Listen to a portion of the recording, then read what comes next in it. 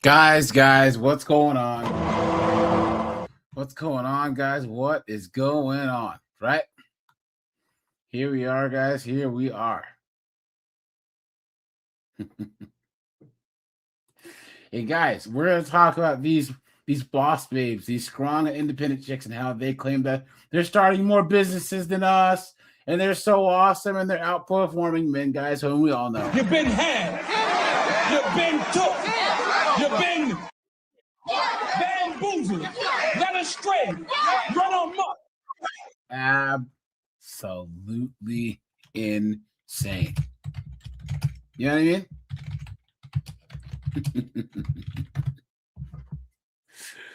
Look at this. Let's see. But yeah, guys, Keyshawn's here, Christopher's here, Whiteout's here, Steve is here, Red Door's here. Good to see you guys, right? Yeah, guys, here. Let's start by,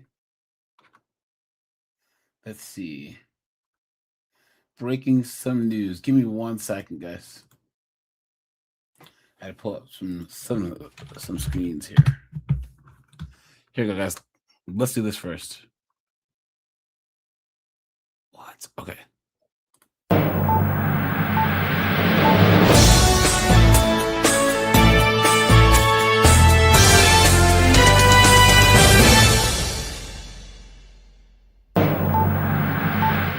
One second, guys. Let me share my screen here.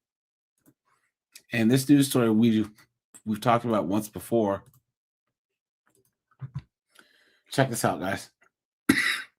Look at this. As more than half of kids headed to kindergarten are struggling to keep up. First of all, she can get it. She's past the wall, but she can get it too. Megan Moriarty is breaking down the findings and the best ways to prepare your child for success. Back to school can bring first-day jitters, but something that's more of a concern is that some educators are finding kids entering the classroom are quickly falling behind. Look at this. I think one of the main issues that's facing everybody today is device uses. A new report from the Florida Chamber Foundation's Business Alliance for Early Learning. 44% of children enter kindergarten ready. So that means more than half of kids are not ready for kindergarten. Look at that. Learning says only 44% of Florida children enter kindergarten ready to learn, according to data from 2025. That means more than half of our students are already behind. The foundation also found kids who attend VPK see more success. It's an opportunity for students to come in and be in a setting where they're with other children. They can learn procedures, learn how to solve problems through conflict resolution. And that starts at a really, really early age. And if they don't have that opportunity, they'll be behind, not just academically, but also behaviorally. Vanessa Skipper, vice president of the Brevard Federation of Teachers, says there's a few other ways to prepare your child. We really need to make sure that we are reading with our kids every single day. And sometimes we try to make it too prescriptive. So we say we have to read this many minutes, but really the idea should be. Do you expect these dunderheaded single moms to read to their kids every day? Please. Just read with your child every day. According to the Education Scorecard, results from 2025 show that Florida ranks last in reading among states. Orange County and Bradford County stand out as districts on the rise. I think the best thing that you can do as a parent is build a strong relationship with the teacher. Make sure that there's an open line of communication. Talk to the teacher about maybe your concerns about your student, both the academic and the behavior concerns. That way that you start the year off as a team and you're not playing catch up weeks later. Megan Moriarty, West 2 News. Here you go, guys. Look at this. Giving your kid a cell phone could hurt their reading skills, even if that phone doesn't make it into the classroom. Researchers finding that students with cells scored worse on reading comprehension tests, regardless of whether their devices were stashed in their desk or left behind at home. The lead author adding, it impacts all kids, all ages. And education experts are now raising concerns over teacher training programs that they say are pushing radical theories that undermine parents and drive a wedge between their children. More than 20 states across the nation are either implementing or endorsing the new program. Joining us now is the Defending Education founder, Nikki Neely. Nikki, thank you for coming on and telling us about this. What are some of the most concerning parts and theories of this program? Yes, there are so many problems in schools today. And the fact that they are coming from teachers themselves, seeing programs like radical liberated ethnic studies programs, teaching children to identify both themselves and their peers through the lens of identity politics first, through race, What? Look at that. through sex, and then to treat others accordingly, is baking racism, hate, and sexism, etc., into children from a very young age, and at an age when they're not able to defend themselves from that. And if parents don't know what's going on, then it's impossible for parents to actually be able to push back against some of these toxic ideas. Why do you think that the teachers and part of the education system are so obsessed with doing this? I mean, because I feel like we see Because they're demons and they're 304s. Guys, the teaching profession is cooked because the majority of people doing it are female. Put a 1 if you agree. it's in a different way, shape, or form, ever so often. But why are they doing this? What's the obsession? Unfortunately, what we're seeing is a lot of this is coming out of teaching colleges themselves. So the people who are educating America's educators are, instead of teaching them how to be a better math teacher, how to do phonics, what they're teaching them is you are an agent of social change. And accordingly, they're now enlisting students as their child soldiers in this larger societal war. So they think that it is incumbent on them to use our children, who they view as their children. I mean, we have heard this from the Democratic Party for years, as the foot soldiers, right? And that is why we have seen students used as basically, human shields, doing these walkouts, pushing things like, ICE or, defunding ICE and programs like that. When students really don't grasp the material, and the bigger picture when you see these walkouts and things like that is kids just kind of want to take they would love to step out of class and maybe miss a math quiz or two. I was. Look at that, guys. See? Hey, guys, here, check this out. Look at this. Realization. So yesterday I came to the realization my students can't read. Look at that. That is the tragic truth. That's not good. Sorry. That is a tragic truth. And I struggle with being told that I have to focus on certain standards on grade level text when my kids are not reading grade level. And I just don't really know how to navigate that. Like, I see they're struggling. They're not going to read because they don't understand what they're reading. You're going to give them a test with a text on it that they don't understand. So they're not going to attempt it because then that makes them feel a specific type of way. They don't want to struggle. And I get that. I do. But at the same time, they're not going to get better either. So it's like a catch-22. Do I push them and try to get them to understand grade level text? Or do I come kind of down to their level and try to show them the standards on a text they do understand? Like, is that a possibility? Like, I don't know. It's a really difficult decision. Guys, this is why these 304s shouldn't be teachers. What kind of stupid question is that? To make as a teacher, because you're told that they need to be reading grade level text. But at the end of the day, they don't understand the grade level text. So that's one. There's one more here. All right, I'm gonna go ahead and say it. Please don't get mad at me. But y'all kids, parents, y'all kids cannot read, and they cannot write, and they cannot spell. Don't shoot the messenger. I'm sorry, I didn't want to say it because I hate talking about these kids on here because I don't want them talking about me.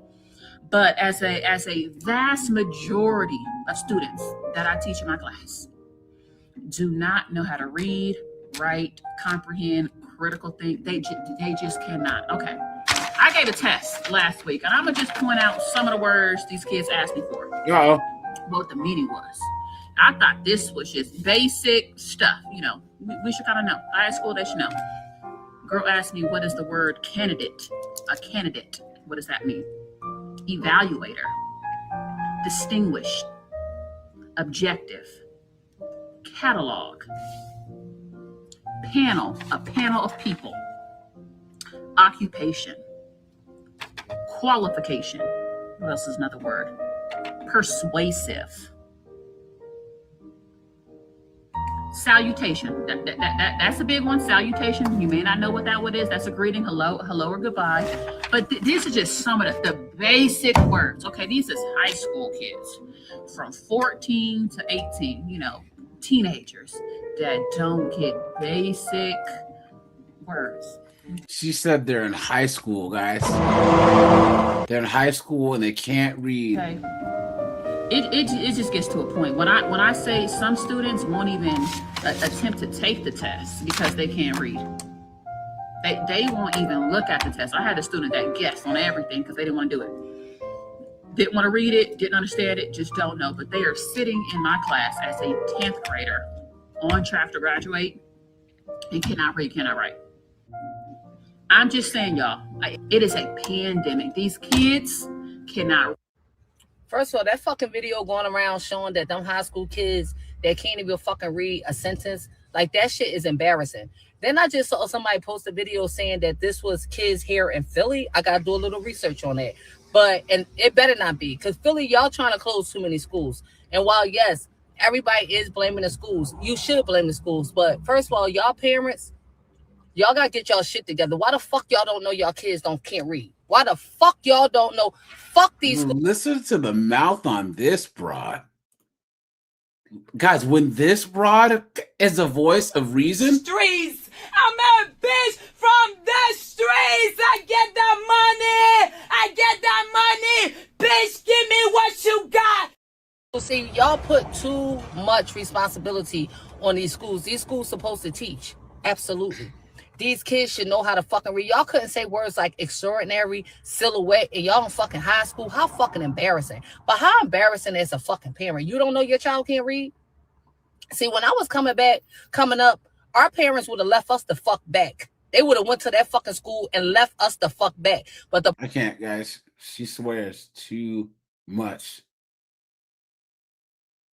Too much.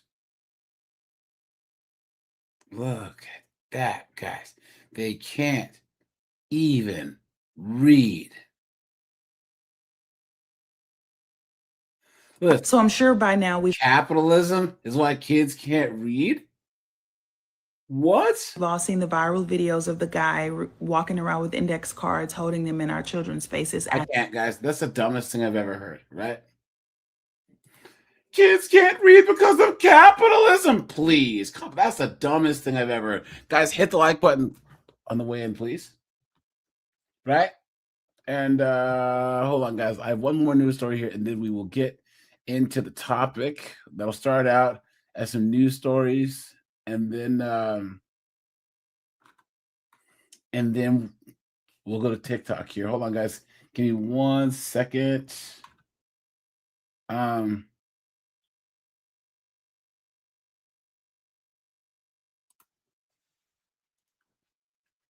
1 second. Here you go, guys.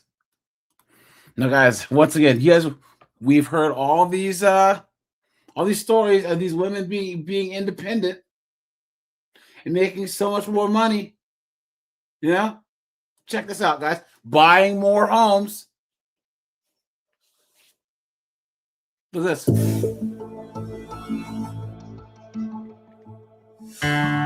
So this is our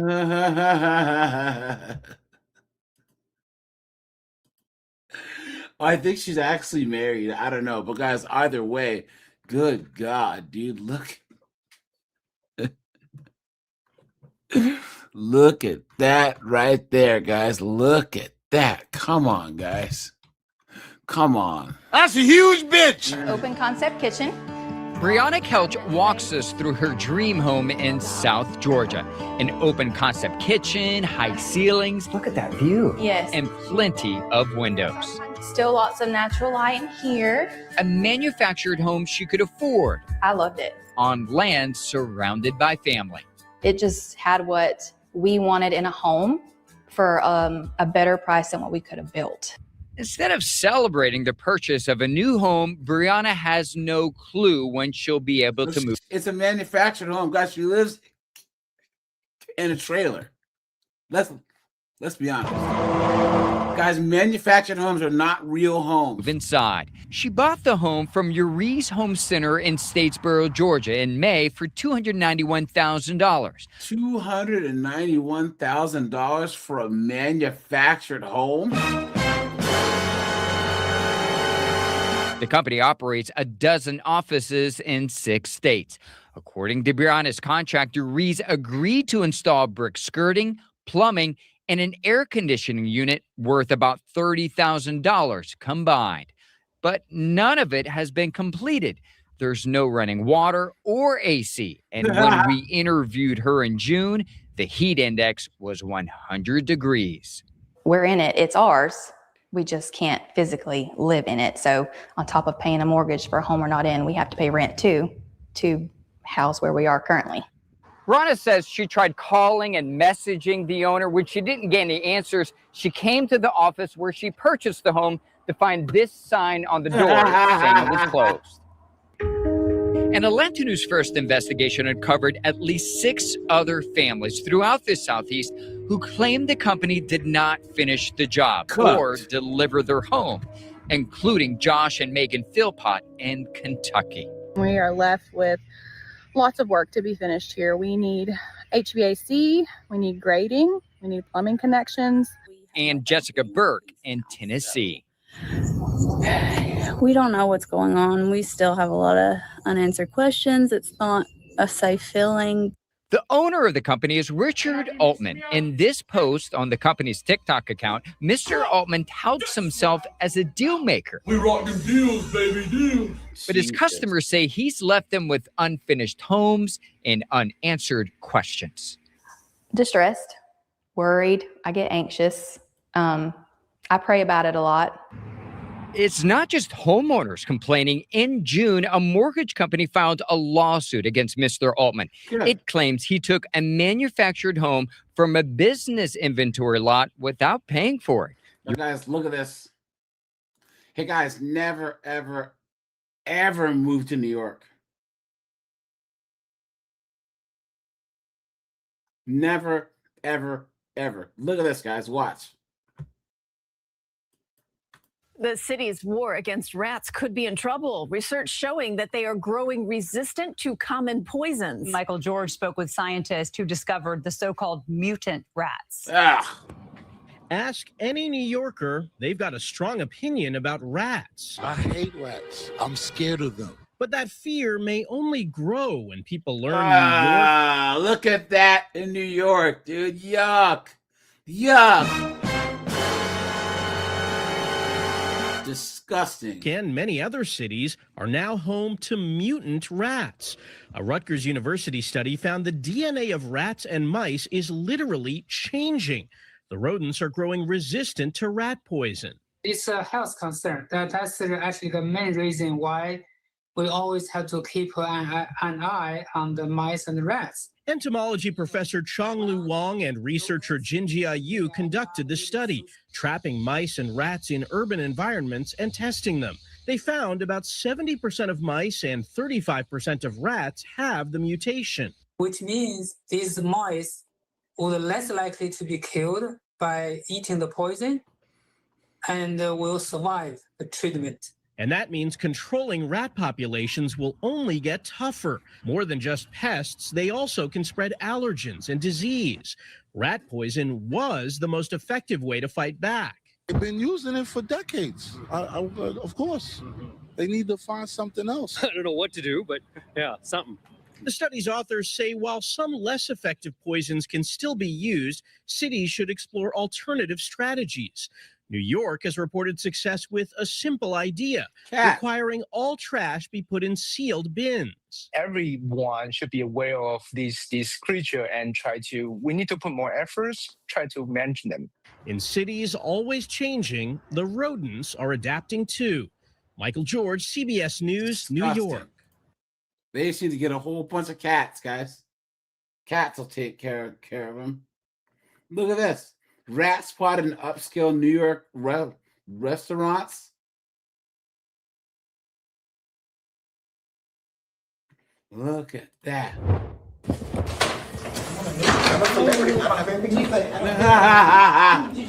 Unlicensed funeral director? What is going on here, guys? Whoa, whoa, whoa. Well.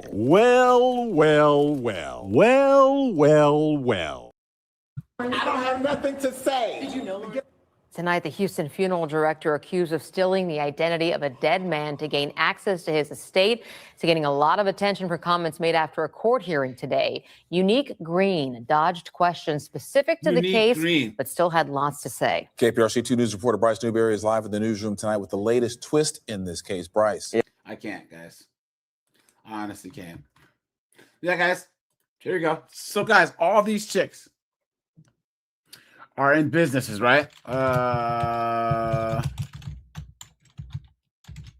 So, guys, it says 20 to 22% of new businesses fail in the first year. 50% fail in the first 5 years, and 60% fail within the first 10 years.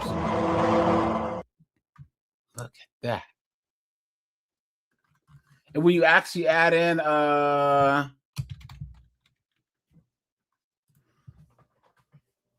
gender, women-owned businesses survive at roughly the same rate as male-owned businesses when comparing. Overall, 20% of small businesses fail.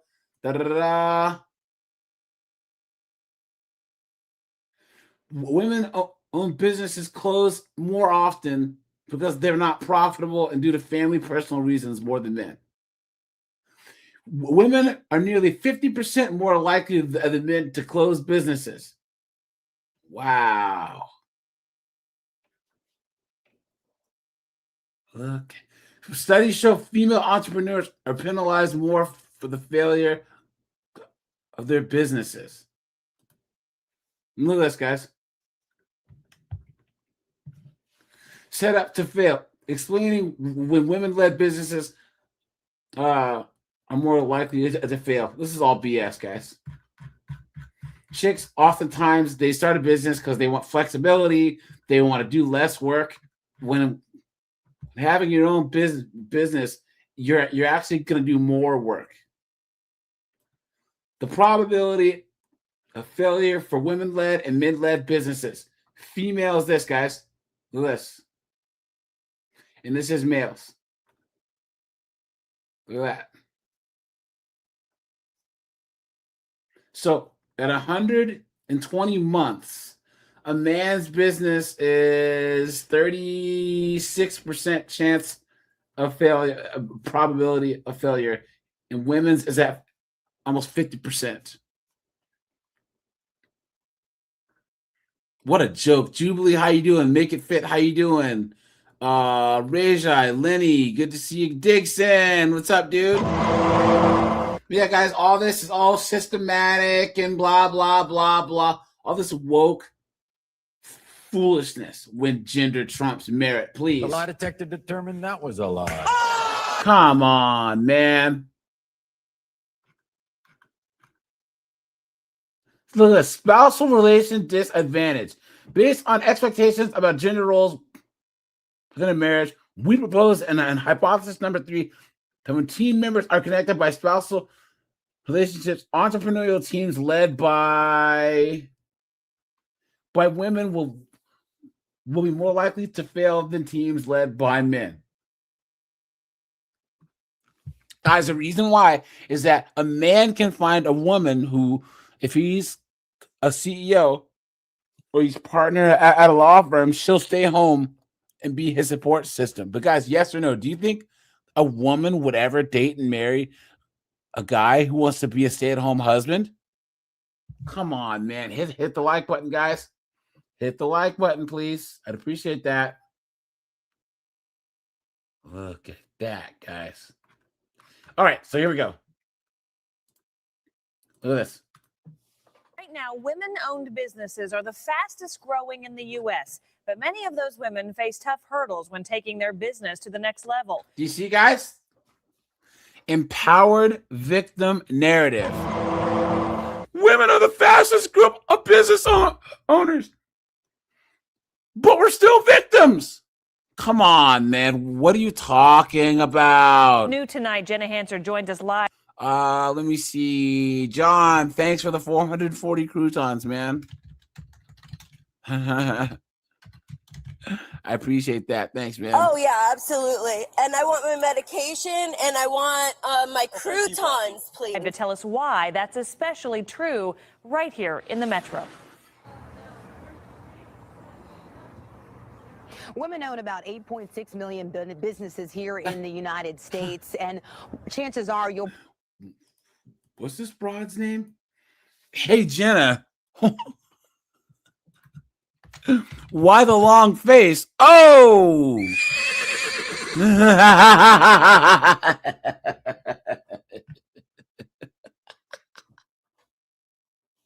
8.6 million businesses here in the United States, and chances are you'll probably visit one this Mother's Day weekend. But locally here, women are not getting the money that they need to grow. At 45 years old, Laura Norris took a big risk. I had a 20-year dream, and it feels really great. That's a rough 45. Good God. To be able to do it. She moved in with her parents and opened up a small Italian restaurant in Westport. But getting the dough to fund her dream was the biggest challenge. One of the weirdest questions that I got was whether I was married or not. And no, I'm not, you know, and that was like, see.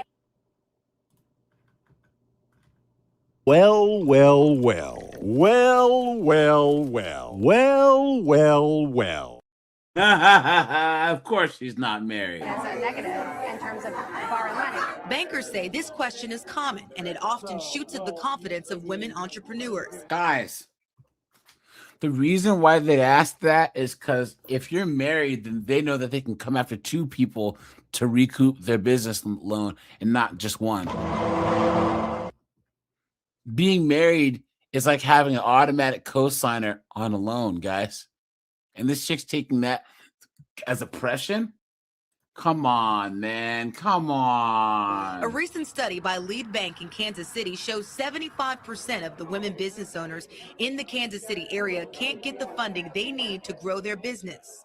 It's on par with a national trend, and it's due to a lack of confidence. It's often been true that women have felt excluded from or underserved by or condescended to by traditional banking institutions. And that was true for Laura. It's one of those things where you walk in and You see the word felt. They felt. you're asking for a chunk of money, you know, and it's frightening. With help from families and local resources like the Women's Employment Network, she was able to get her business off the ground. But bankers say more research needs to be done and women should continue to push for funding. If I'm still around and I'm making money, I have every right to that financing, and I can go and be powerful. And that power will help women break barriers. You don't have a right to other people's money, you dunce. You don't have a right to financing, you dunderhead. Guys, deserve, entitled to, those are woman's words. You know what I'm saying?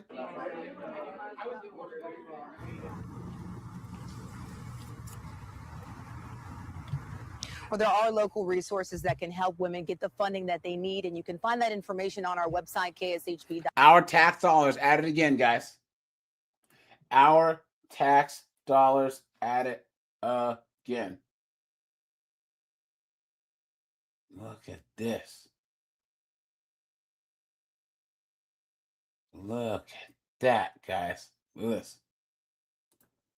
Meanwhile, here at home, a city street filled with almost all women-owned businesses. Look at this, guys. Boutiques, restaurants, ice cream shops, and more. These women are making a name for themselves. Everywhere at 5. So they're doing what men have been doing forever. Yeah, they're so special. Brittany Weir shares why they believe they have been so successful. If you walk down the main strip of Canal Fulton, you are going to see a plethora of locally owned businesses. From Cherry Street Creamery, Beauty Box, Miller Doan Tavern, and the Barrel Room on Canal. But what you might not know is each one of these businesses is owned by a woman. Keep looking, smiling. About 30 women gathered on the front porch of the historic Pink House, celebrating and recognizing the impact they are making on the city. It's pretty neat. We have the chocolate shop across the street, lots of female realtors. There is a kids' little boutique over here on the corner that is lovely. Carrie Sullivan, who owns the Barrel Room on Canal, says she was walking around the city and started thinking about all the local businesses. This is when she realized how many are owned by women. Every time I meet somebody, I'm like, oh, they own this or they own that. And it's a very concentrated area of just a lot. Look, guys, someone says, so if I go there, then a woman can make me a sandwich and iron my shirt. Oh! Really driven women that have, brought some flourishment to the cities. Not only does Carrie own the Barrel Room on Canal, when you come up the stairs, you can enter her speakeasy. I wanted an environment that was, kind of a throwback to the Prohibition era. Across the street from the Barrel Room on Canal is Farmhouse Apothecary. I make all natural skincare, bath products, soaps, candles, all soy-based. Everything's plant-based. Behind Farmhouse Apothecary is Miller Doan Tavern. We have a full menu, everything from kids' food to burgers are Look at this chick and her lesbian haircut. really good. Ann Doan, the owner of the Miller Doan Tavern, says seeing all these strong women come together warms her heart. It shows our daughters, our granddaughters, that they too can do this. Their advice for any woman looking to open her own business is Try, get past the fear and just at least give yourself. What a joke. Right now, Guys, what a joke. Watch, here we go. Women small business owners across West Michigan say federal uncertainty is hitting them hard, from supply chain issues to tariffs to changing DEI policies. News 8's Tessa Crush takes us. Oh, yeah, because of course, women's businesses have to worry about DEI because that's the only reason why they had the business in the first place. Look at that. Inside one Grand Rapids business that's facing these challenges and shares what came out of a conversation with Congresswoman Hillary Scholten. If I want to grow my little business and have my piece of the pie, I need to be able to buy these things so that domestically I can continue doing things.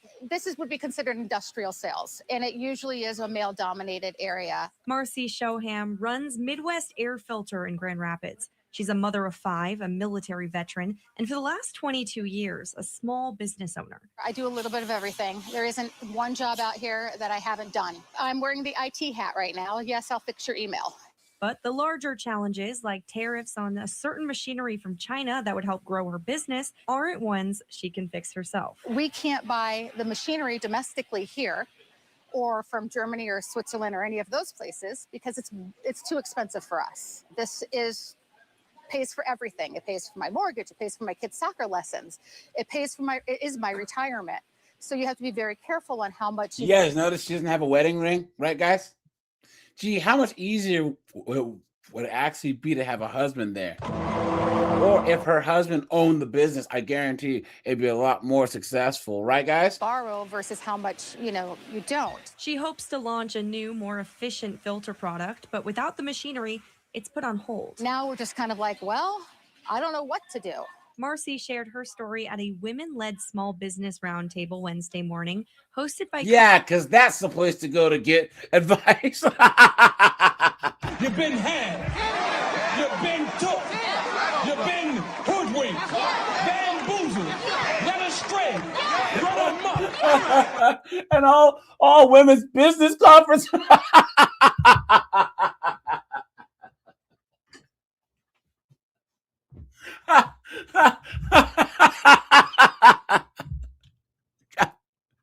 Guys, would yes or no in the chat, would you ever go to a place like this for advice on business, guys?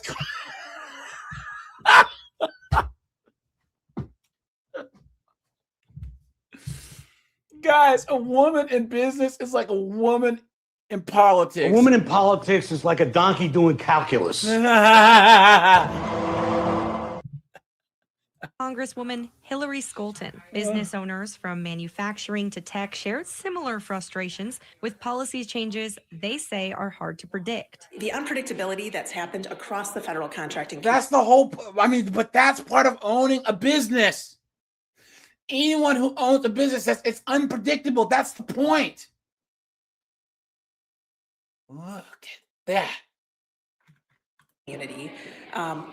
It affects companies that are more than just women-owned small businesses. It really affects small businesses across the board. Skolton says she's committed to bring these voices back to Washington and turn frustration into action. Small business owners and entrepreneurs are the beating heart of our economy, and they make West Michigan such an incredible place to live and raise a family. Back at Midwest Air Filter, Marcy hopes that change comes soon for her employees, for her family, and for her future. No matter the business, whether that's manufacturing or marketing, they are feeling the impacts and are bracing for what's next. I'm here in Kent County. Tessa Kresh, News 8. Look at that, guys. All right, and then we have a couple more. Look at this. But first at 5:30, heartbreaking stories of businesses that reopened their doors after the pandemic lockdowns, but then did not survive. Good evening. I'm Elizabeth Cook. I'm Alan Martin. Some businesses still struggling are women and minority owned. KPIX5's Len Ramirez live in San Jose with the results of an eye-opening business survey. Len? That's right. This survey was done by Facebook. It surveyed all of the small businesses around the world that use its platform, and it found that just like the pandemic itself, Latino-owned businesses continue to be some of the hardest hit and the slowest to recover. Turns out that we lost one of our businesses on this street. Connie Alvarez can count several mostly Latino-owned small businesses that have closed on her block since the pandemic began. The latest is a bridal shop 2 doors down. She made it all through the pandemic, and now that we opened since June 15, she didn't make it a month. Alvarez owns Plaza Jewelers, a landmark business started by her father decades ago, right back, guys. and serves on the Alum Rock Santa Clara Street Small Business Association, which just did a survey of its own members. We're noticing that a third of the businesses that were around, they're no longer around. Facebook has also been surveying small businesses on a global and national scale. Its Global State of Small Business report found 83% of all U.S. small businesses still have challenges paying the bills, and 24% of Latino-led businesses closed for good. That's 7 points higher than other groups. There's also some positive findings for a small minority of businesses. 28% increased sales over the same period last year. We have had new employees slowly trickle in. One restaurant that's on the rebound is Sushi Confidential, but it's still being hampered from a full recovery by the ongoing shortage of workers. We're closing at 9 p.m. every night. We want to stay open till midnight, just like we were pre-pandemic. But we can't stay open any later just because we don't have enough employees to fill those times. The Facebook report also backed up what Connie Alvarez has been seeing with her members, an increasing number running their businesses using online tools out of their homes. They have the capability, and right now at this point, they rather save on the rent and be working from home, continuing their businesses from home. So, Len, any idea why Latino-owned businesses are having the slowest recovery that you pointed out? You know, it isn't for lack of effort, because we're talking about some of the hardest working folks around, but it probably, and a lot of people in the business world think that it does have to do with the fact that the pandemic did so much damage in these communities. And these are small businesses that cater to these communities where there was a lot of death, a lot of people hospitalized, and still a lot of fear. And so shopping habits may have changed. People may have moved out of the area. They just haven't recovered. Now, guys, I'm sure that you all have your violins, right? You guys' arms are all tired from playing the violin. Well, guys, you know that if it was a bunch of white dudes whose businesses had gone out of business, no one would care. Nobody. Owning your own business is hard. It's tough. Here's the thing. Why wouldn't it be hard? Women, because anything worth having is you got to work for. Look at this. So, guys, this is Vice magazine. So, women-owned shops are being forced out of business during the cough. Look at that. And guys, it was women who voted the most about boy, do we shutting stuff down, you know. Women, now, guys, small business owners across. You know, I don't feel bad for them. You shouldn't either, guys. What a joke. But guys, let me drop the link here in a little bit. And guys, look at this. For the final day of Women's History Month, we wanted to talk to women-owned businesses here in Durham. Hear their challenges, how they We're so overcome them, strong. and why they keep. We're so independent and have our women businesses, but we're victims of the patriarchy. Please. Pressing forward. I say, I don't know how I'm going to do it, but I'm going to do it. When you walk into Ceci's Gallery and Studios in downtown Durham, We carry a lot of cultures here as well, which is very, very important to me. Mexican, Lebanese. you'll find that vibrant colors and inspiring messages on the floor meet you at the door. Color, it makes me happy. Makes, it feels good. Along with the owner, Cecilia and Nane De Davis. She established this business 6 years ago, a supporter of more than 60 artists across the Triangle by selling their products. Did you guys see? They're not selling anything useful at all. These aren't chicks that are owning trucking companies. They're not owning plumbing businesses, construction. No, they're selling friggin' BS jewelry. Like, what is this? You don't think that this is going to go out of business if there's some type of economic downturn? You absolute morons. Guys, what is going on? Why? Some people are really fucking stupid. Why? What do I always say, guys? Make yourself what? Make yourself essential. I know all you guys that are in this chat right now are not complaining about how hard things are because you guys are making money. You guys are essential, right? You're living below your means. You're saving, investing, and doing good.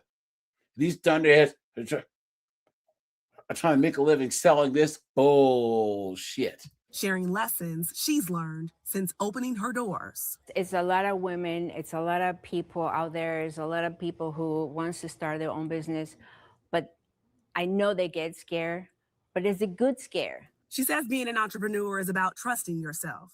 Something Diana Abreu, that runs SDM There you just go. down the road, also had to Look at do. this. Being a mother is a hard thing to balance when you're in a career. Look at this demon thing on her nose, this piercing thing. And guys, she's another one. She sells BS, candles and jewelry and all this crap that doesn't matter. So that's a huge challenge for women. SDM is an alternative gift shop that offers a little bit of everything, like these earrings she created. So these are An alternative gift shop.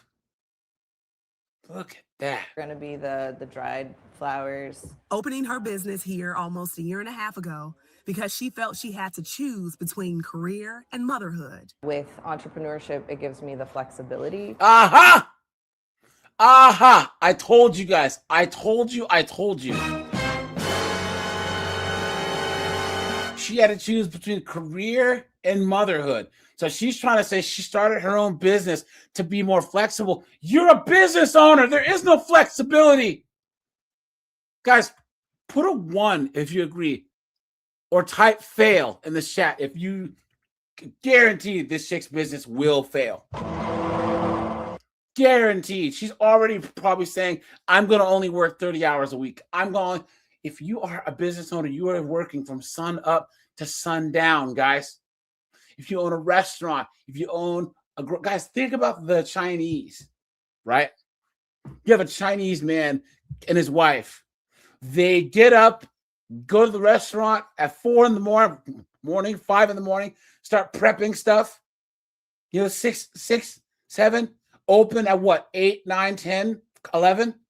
11, right before lunch. And they're there until midnight.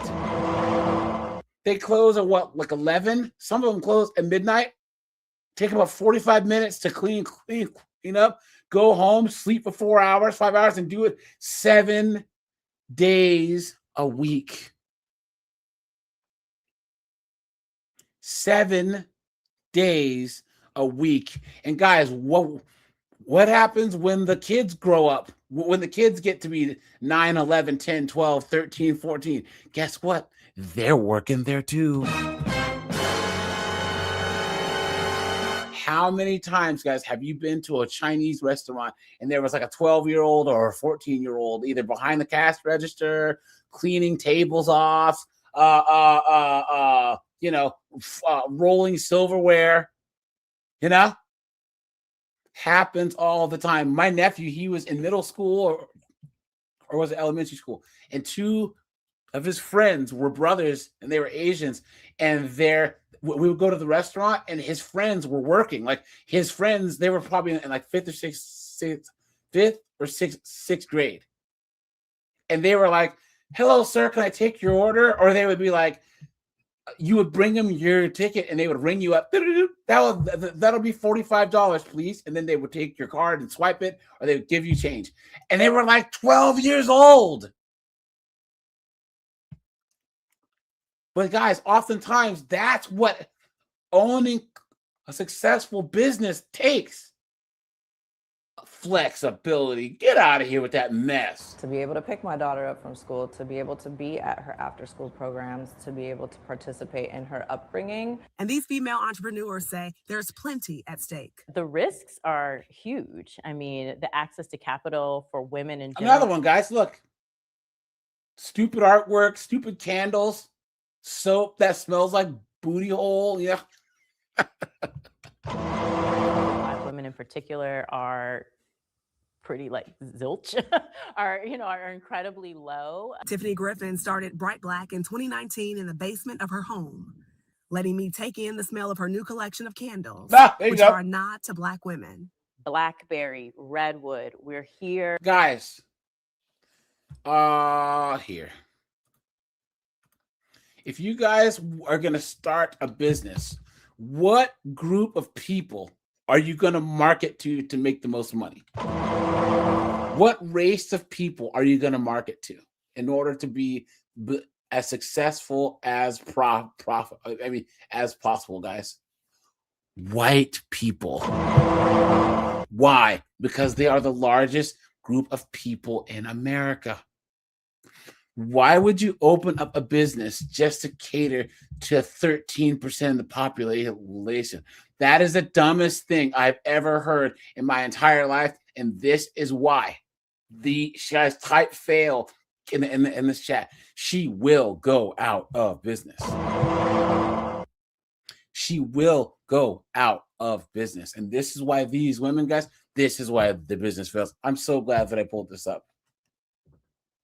This right here is why these businesses fail.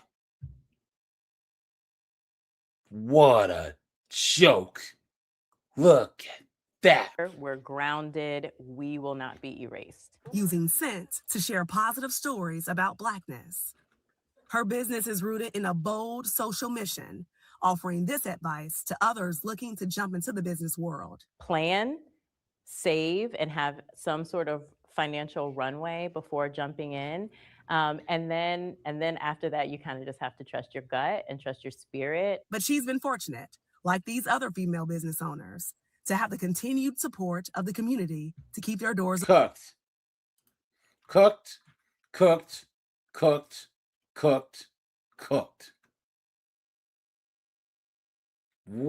a joke, guys. What a joke. I just don't understand it. I just don't get it, guys. I don't. They get into businesses for all the wrong reasons. And then they complain and whine. Guys will just take the... Oh, speaking of that, guys, did you guys see the new Cracker Barrel CEO had to resign? Here you go. The CEO of Cracker Barrel is stepping down 1 year after an attempted rebrand that was ultimately scrapped. You might remember. Damn, she can get it. How you doing? You know what I'm saying? She got the, pretty hot. How you doing? Yeah. She's like all these babes. You get their pilot lit, they can start a leaf blower. Remember that one. Julie Messino will leave her role next month. She was in charge of the rebrand that came with a new logo and a more modern look. You might remember it was an outrage to many people who were fans of Cracker Barrel Old Country Store. Changes were scrapped after heavy criticism. Changes. Its new CEO will be David Dino. There you go. Put a guy in there. Put a guy in there, and he better not look like me.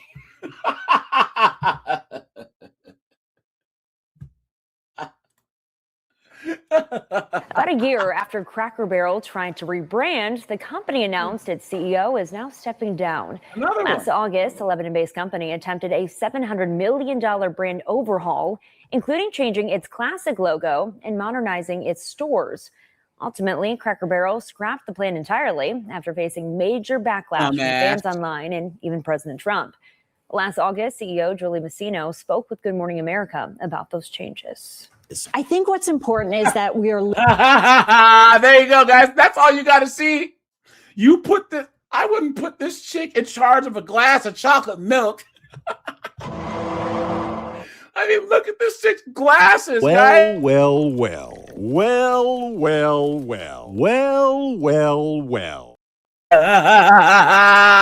at that. Listening to our guests, we're doing this all for them. What they've said is they love the new seating. We're adding in booths, making the chairs more comfortable, putting in new lighting, brightening up the paint color. But what's important is things that people love about Cracker Barrel. The soul of Cracker Barrel is not changing. The rocking chairs are still there. The fireplace is there. The peg game, all the things that make Cracker Barrel, the vintage decor, it's still there and it's working. She doesn't even have a soul. So how does she think she knows what Cracker Barrel's soul is? Look at that, guys. Guys, this is justice right here, right? This is karma, justice, and good news. Na na na na na na na na. Hey hey hey. Goodbye. Right, guys. Get her out of here. Julia, how you doing, my friend? Well, David Deno will succeed Masino as CEO. Cooked. All right, guys, here. Let's drop the link here. And then I will. Guys, make sure to hit the like button, guys. Let's try and hit 100 likes as quickly as possible. That would be nice. Let's see here. You know what? Here. Let's do this first, guys. Let's do this. Let's do some advice here, guys. Where are we? Let's do this.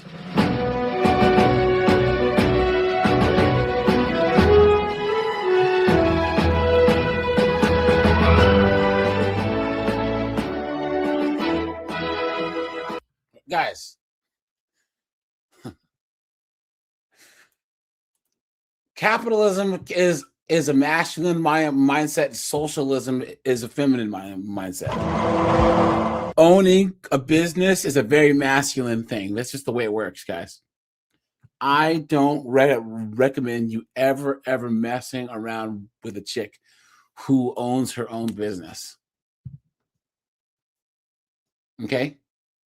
Oftentimes, guys, it won't be profitable, and if it hits a snag, she's gonna want you to pay for it, or she's gonna try and take. Somehow, it's going to involve your money, guys. Okay, they're gonna be stressed out, and guys, they're gonna try and ask. Wait, if you try and offer them any type of solution, guys, what do they always say? How dare you? Don't do it, guys. Don't do it. Don't do it. Don't do it. Don't do it. Don't do it. And heaven help, if you have a business and it's doing better than their business, all you're going to hear is, I'm going to kill your bitch ass, bitch. Don't do it, guys. Don't do it. Don't do it. Don't do it. Don't do it. Don't do it. I would put a female business owner up there with, I would put it right on, well, okay. Number one is nurses. Number two, cops. Number three, psych chicks. I would put female business owners up in the top 5 of chicks. Lawyers are number 4, and business owners are number 5. Because oftentimes business owners are chicks that are like, nail techs. They have their own nail salon, or hair chicks who have their own hair salon. Guys, leave those chicks alone. Leave those chicks alone. alone. Hear me again, guys. Leave those chicks alone. And guys, if you have your own business and it's doing well, and you meet a chick, you need to make it clear up front. This is what I do. This is not going to change. Because what happens is she likes the fact that you have a nice truck or a nice house until all of a sudden she wants to get married, and then all of a sudden you work too many hours or you come home smelly or whatever. Then she's like, well, you need to quit your job and get an office job or sell your business. Ridiculous, guys. Ridiculous. Have your boundaries, guys. And if your business is doing good, guys, the worst thing that you can do. Cyrus, what's up, man? Hey, how's it going? Good, man. We're talking about these female business owners. And I'm saying that, guys, if you own a business or if you have a really good job that you like, not even that you like, that pays well, guys, do not let a woman mess that up for you. Tell you that you work too much or that your coworkers are assholes or that your business, that you're always at your restaurant or always this, or if you have stocks, you're always checking your phone. Of course you're checking your phone. You have to look at your investments. Because women do this all the time. They will meet a guy and then want to change how he is. I guess this is how stupid that these broads are. How many times do you see these chicks, and this happens with very successful guys? They will have a life from a man that they could never afford on their own, and then complain that he works too much. Well, how do you think that you're in a big house and you have a big body Benz? Because he works. There's women who leave NBA players and NFL players because he's gone. He has to play in the NFL. You goof. Oh, my husband, he's a head of surgery hospital. I haven't had to work in 15 years and drive a Lamborghini Urus truck, but he's never home. He's at the hospital working 30, 40-hour shifts back to back, doing surgery that take 20 hours straight. How do you think he makes his money? Guys, do not do. I say this all the time, and then we get into the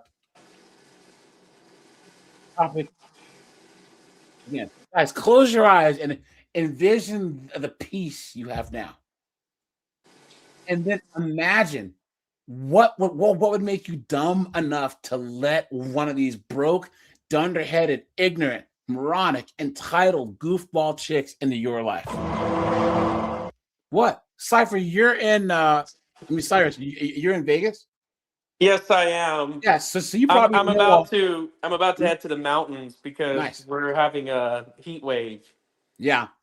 But you probably know guys that are successful and their wives treat them like they're on fries at McDonald's, just disrespecting them, talking mess, trying to have some say in their business or in their relationship. I mean, in the way that they get money, it's like, why? You don't know anything at all. And a lot of these guys just put up with it because it's never cheaper to keep her, ever. Yeah, you got guys like Snowboard, like Cyrus here that are doing the damn thing, guys.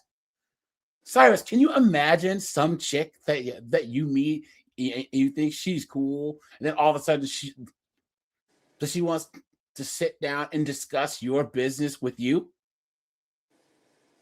I need to just start running your investment stuff by me. Get the fuck. You've been had. You've been took. You've been hoodwinked. Bamboozled. Led astray. Run amok. Come on. It's so bad, guys. If you ever watched The League, the show, one of the guys meets a girl and she wants to set his fantasy football lineup with him, even though she knows nothing about football. That's how crazy chicks are. They want to be involved in everything, even though they don't know anything about anything. Hey, Lenny, thanks for the 1,000 croutons, man. I appreciate that. Thank you. Oops. Seriously. Garlic croutons, dude. Okay, here we go, guys. Now let's look at some of these VODs crying about how hard it is to be a business owner. And then we'll actually look at some of them where their businesses have failed. Let's do this. And that's a lot of them because these chicks actually think that owning a business is easy. On this video as a very frazzled business owner, because if I don't make this video and talk about this stuff, I don't know who will, and not enough people are having conversations like this on the internet. I do think as a business owner it can be quite unhealthy, because I think you either have really, really high highs where you feel untouchable, and you have the lows where it's verging depression and there's never an in-between marker. So I've been trying to almost like sit and think about why this is. And I think it's for a couple of reasons. I think the first one is no one sort of deeps the fact that for most of us, this is our first time doing this. So like every problem we're faced is the first time we're facing it. So obviously it's going to feel really, really difficult. The second is it's so unlike any other job or expected to do everything. And that's the whole point in owning your own business, you absolute dunce. What are you talking about? You stupid woman. Clown world. What's going on? Actually, it's quite hard. I've got to do everything on my own. I don't know what to do. I cry at night. What more to do? Please, come on. Everything and do it to the highest level as well. Why we find this so hard and it's slowly becoming more of a conversation on social media is because everyone makes it look so easy and so glamorous. And there you go, guys. That's why I brought this one up.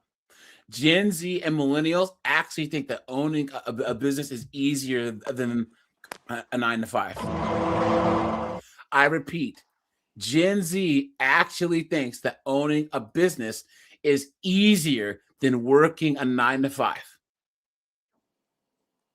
Absolutely insane. Alex, how you doing, man? Alex Rodriguez. Alex Rodriguez. Yeah, that's my friend. I asked him to join. Oh. Yeah, you have to he has to unmute. Alex, unmute yourself. There's a little microphone. Yeah, I just texted him. I just texted him, so he has to unmute. Guys, I have friends of mine who own businesses. Snowboarder who calls and a lot. He has his own business. And guys, people don't realize whether it's sales or owning your own business, you eat what you catch. You're a hunter. You're out there hunting. Hunting's never easy. Ever. Yeah. If you don't work, you don't get paid. You don't eat. That's AJ, owning your own business. AJ, I also texted my friend. He runs the channel. It's Complicated. The guy who interviews these women in the Las Vegas Strip. Yeah, I just texted him, so hopefully he'll be able to join in. I know of him. Yeah. He's one of my favorite channels on YouTube.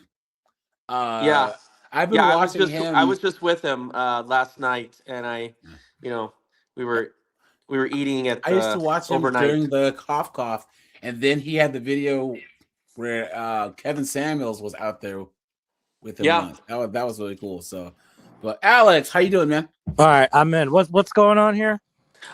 So we're discussing male and female issues, just like Jonathan does. Oh, pretty much. Yeah. Basically, it's interesting because a lot of these chicks act like they're strong and independent. I am woman, hear me roar, in numbers too big to ignore. And then we look and see, there's women that are starting more businesses than men and opening up LLCs, and men are falling behind and men are stupid and or whatever. But at the same time, our businesses fail and it's the patriarchy. And they're talking out of both sides of their neck. You know what I mean? It's like you can't. This empowered victimhood is the status quo for all of these modern women. And when they do start businesses, men and women both start businesses, but when men start businesses because we want to make more money. We're tired of working for people, and we say, look, I can start a business and do it better. Women, when polled, they start businesses. Why? In the chat, guys, why? They want more flexibility. They want more time off. That's not how starting a business works. You know what I'm saying? And then a man will take the L. If I start a business and it fails, I go, you know what, guys? I need to do better. A woman's going to try and blame, well, Alex Rodriguez and Cyrus, they were plotting against me because they're evil men. It's a joke. It's an absolute joke. Just take the L. And guys, please never, ever, guys, I am black. Let me break out the race card here. Hold on. Bam. There it is. Guys, you have to support black businesses, please. You've been had. You've been took. You've been hoodwinked. Bamboozled. Led astray. Run amok. You support the best business that gives you the best product. Okay? That's it. Whether it's black, white, small hat, Hispanic, or whatever, guys. Okay? Absolutely. But to just act like, because it's woman owned or black owned or whatever. And guys, this is the issue. Well, Alex. I was going to say the city of Henderson several years ago with the teaming of MGM Resorts International, because I'm sure you have to know this, but a local government, state governments, and even corporations, they push all these grants and whatever to get women-owned, non-white people to start businesses. It's just, they've been exposed on camera for doing these hiring quotas, and it's just, but it's funny because we're doing a home builder startup, and Alex is going to do some of the labor. Nice. And virtually everybody's involved. Everybody in the home building process, the person like me who buys the land after selling my stocks, and then essentially the drafting, the engineering, the building. Most of the planners in the city of Henderson department are all men, and housing is a business that's a need. But Cyrus, hold on. Don't you think that you should sell your stocks and build up your capital and take a risk and build your company? And that's then, what I'm doing. Wait. I'm not done. Hold on. And then give the business to your workers, because the workers should own the means of production. I can't say that with a straight face. But that's what the wokey wokes and the far left honestly believe. They honestly believe that, let's just say that Cyrus, Alex, and myself get together capital. We work for years and years and years, and we save up $1 million and create this company. That we should just create it and give it away. They don't understand what business owners, the risk. Because if the business goes under, Cyrus and Alex and I are cooked. And then the people who are working for us can just quit and go to a different job. That's why this communist vision, though. That's the thing. What was that? The workers don't have the same vision that Not at I all. do. Not at all. Alex, do you agree that capitalism is a masculine mindset and communism is a feminine mindset? I guess so. Kind of makes sense. I'm seeing lefty soy boys on a Jewish deli Facebook group page I'm on. He complains about a Jewish deli. Okay, say that small hats. That the prices are Alex, say small hats and not the J word, and you're fine. Go ahead, Alex. Yeah. Just say small hats and not the J word, guys. Look, like I said, my channel, we code our language. We don't swear because I don't want to get got by the algorithm. So yeah. But you're Go fine, ahead, Alex.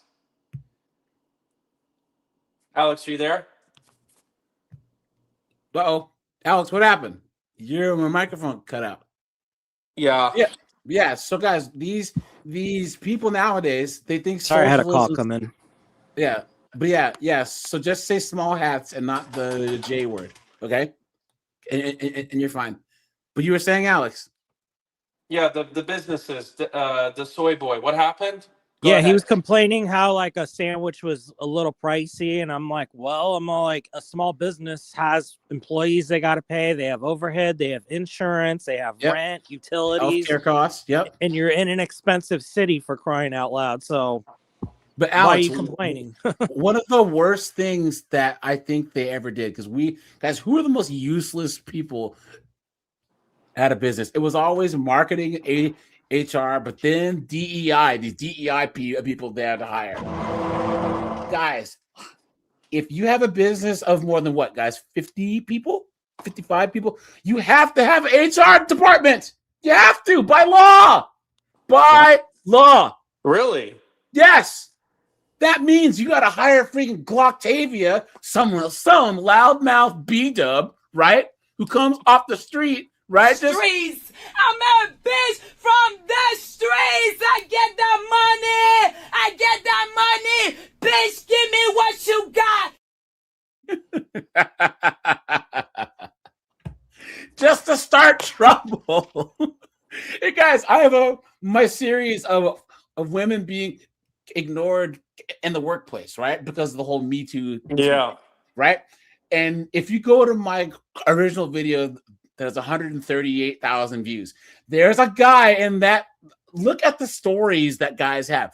This guy said that his company cut back, and most of the women at his company were either HR or marketing. So they had to cut back and they had to fire all the HR people. He was the COO. So they said, hey, look, bro, we need you to figure out HR. He said he got HR down to like 2 days a month. He would just do the HR stuff. He by himself. He would sit there and do the HR paperwork himself. He was a COO. He said they fired 4 people that they were paying like $80,000 a year to do what he could do in 2 days. Absolutely insane. Because there's hold on. Do you know the specific law that made them want to that said that we have to hire HR? I'm not sure. Guys, someone in the chat let me know what the law is. But guys, what's even crazy? Because we go to a lot of political events, and the president is coming here day after tomorrow. We're having a meeting with county commissioners, candidates, city council. I mean, we have to have a toolkit on what to lobby for. And I'm bringing my friend. It's not complicated into the events, and because we need to have an action plan. This is a thing. Well, here's the thing. What's going to happen is these cities are going to FAFO, just like Seattle and New York. Guys, have you seen? So I'm from Seattle, right? Guys, have you seen all the businesses left Seattle and now they're either in Bellevue or moving down to Tennessee? Seattle's cooked. They're cooked. They've lost 30,000 jobs. 30,000. You talk about regulation. I came from Southern California, South Orange County, for one reason, because I don't have to pay capital gains tax. It's funny because women don't, they rarely trade stocks compared to we do. That makes you more strong and independent. They're more likely to vote for those taxes. But that allowed me, with the easier permits and codes and everything, to build homes here in Las Vegas. So why do you think it's cheaper here? Yeah. Because it's easier to build. Well, look at and I just wonder if these women understand that. No, that they don't understand. What did I say earlier? A woman in business is like a woman in politics, guys. A woman in politics is like a donkey doing calculus. I mean, let's be honest, But guys, look at Cyrus. Since you're into properties and building, look at the Minneapolis and the St. Paul situation. You see that where Minneapolis regulated the crap out of all the builders, St. Paul didn't. So now Minneapolis has a huge housing shortage and St. Paul doesn't. Morons. So stupid. Like, the rent control doesn't work. Regulating the crap out of all the builders doesn't work. It doesn't, and they're doing it anyways. It doesn't make any sense. So I feel like at the minute, everyone wants to run their own business. Everyone wants to be a CEO, and people are unable to share things. Guys, I know multiple CEOs, right? Guys, what kind of crazy person wants to be the CEO of a big company? My girl's dad, he was the CEO of a rather large financial institution. And he's the type of guy where if you put him in the woods with an axe, he'll just start chopping trees down because he has to be working all the time. You know what I'm saying? That's who he is. The majority of men either don't want to be or can't be CEOs. And you think that women can somehow make the cut? Come on, man. Come on. You know, because I've worked 2 jobs and stuff, and there's CEOs who work 80 hours a week. Wow. 75 hours a week. They're working 12-hour days every day. And they're okay with it. That's their life. That's how they want to live, you know? So yeah. And a lot of us enjoy what we do. I mean, I enjoy designing homes, making floor plans, designing neighborhoods. I like and that. Guess what? Hey guys, do you guys see what Cyrus and Alex said that they do? Guys, they're essential. They have jobs that actually make money. They're not starting some business where they're making friggin' underwater lesbian-based candles. Come on, man. And then wondering why their business fails. What are you doing? So stupid. This because the UK has a weird fixation with watching people struggle. First of all, like, this will probably do well because people like to know that I'm struggling. You also don't want to admit that you're struggling because people can think that means you're financially struggling or you're mentally struggling, and then they make up their own stories about what that means. Like, this is not a blah blah blah blah. I know the expo people are going to watch this and think, why she left it to last minute, and I'm also thinking that. I have the Go Green Expo in just over a week. Oh, and guys, women don't employ people. Their businesses don't employ people, so they're basically useless. What's the point in having a decent sized business if you're not employing people and money is not going back into the community? That's what men do. And this is why Cyrus, Alex, do you agree? When men win, everyone wins. And when women win, women win. Yeah. Sounds like it. Think about it. If I were to give most men a lot of money or the opportunity to make a lot of money, the first thing that they're going to do is think about, well, hey, maybe I can get married and have kids, or I can help my family out. I can pay off my brother's student loans. We think about others first.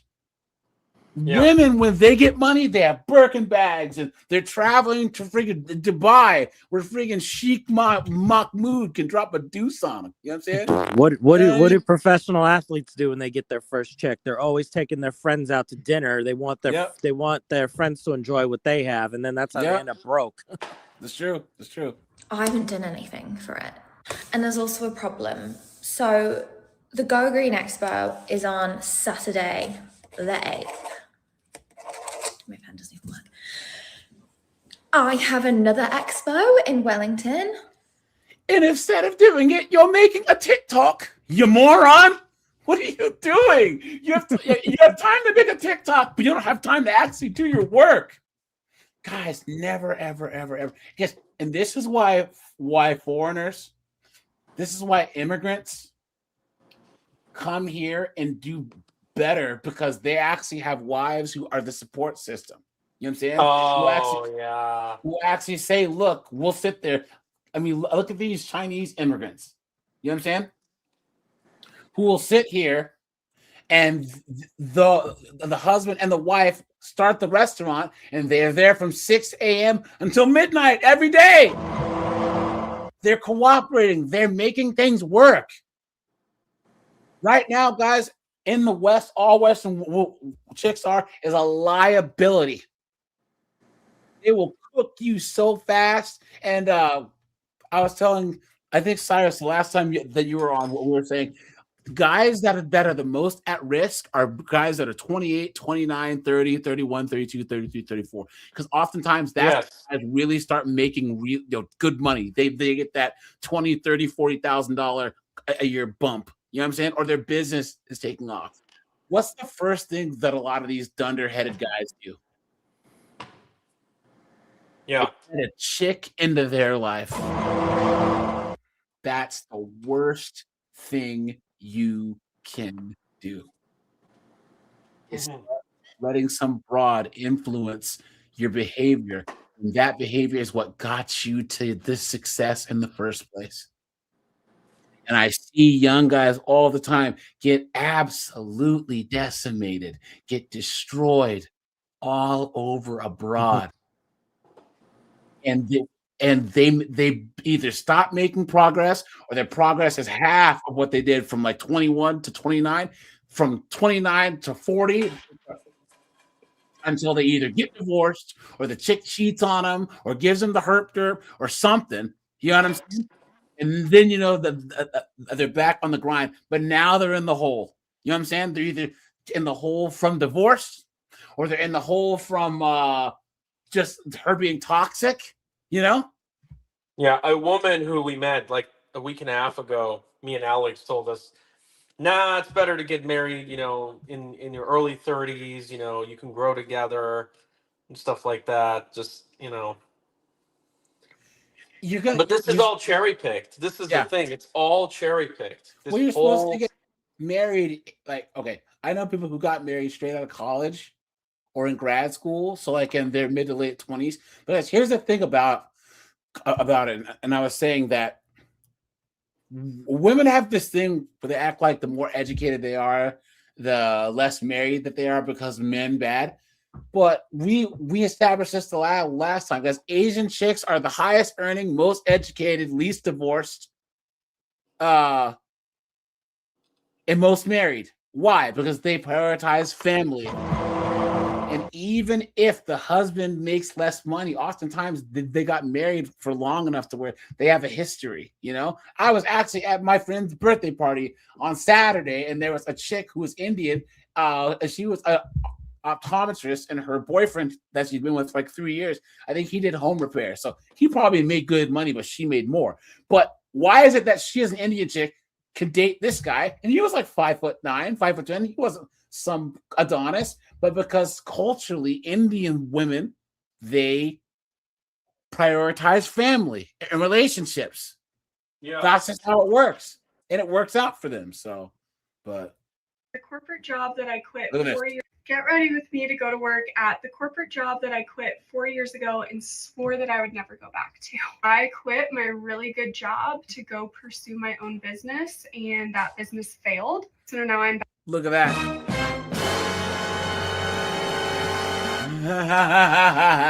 Sucks for you, dude. Sucks for you. She tried to start her own business. And guys. I mean, the thing is as a cab driver here in Las Vegas, I cannot stand white women, especially these younger ones, compared to Latina, Asian women. Yeah. I mean, just the way they talk, it's like an alarm. They're less pleasant around me. I don't know, is it just me, or is it just something got into them, or that's just how they are? Yeah. Was it college educated, upper middle class, white chicks are the most dangerous group of people on earth. Yeah. Guys, they're that empowered victimhood status. They're woke AF, and they'll try and dictate to you. Cyrus, what is your background again? You are Iranian. Yeah. So they're gonna sit there and lecture you about Iranian politics and how your culture is, because they took a Middle Eastern studies class. In the same way that my friend's now ex-girlfriend tried to tell me about the Black experience. It's like, I am Black, you goof. What are you talking about? The nerve, the audacity. You know what I mean? So let's. Oh yeah, I think they've done more damage to you guys and probably all of us than anybody else in this country. It's just like there were some Australians that I gave a ride earlier, And while I picked them up, I was complimenting 5 young Latino women, and they liked it. And the Australians were like, they weren't a fan that I was complimenting them, and then they didn't want to tip me as a result. Yeah. It's ridiculous. I mean, Yeah, they have the option to like pay on my phone, which they don't pay the credit card fee. They'd rather pay the credit card fee and not tip me. I mean, and some of these white women do the same too. I don't get it. But then they'll be, I don't know. And the thing is, why do you think one of the reasons why I drive taxi and not the rideshare companies? Because you know the rideshare companies have this rating system where you have to essentially like they can just downgrade you for bogus reasons. Yeah. Yeah. I mean, you think these women can complain to the Nevada Taxi Cab Authority and say, "Oh, Cyrus hurt my feelings," all this other nonsense? They can't. Yeah. And then almost all of our coworkers are male. There's less drama. You have this is better cameras than working in the office in your world. cab, right? Pays more. Yeah. Go ahead. Good. You have cameras in your cab, right?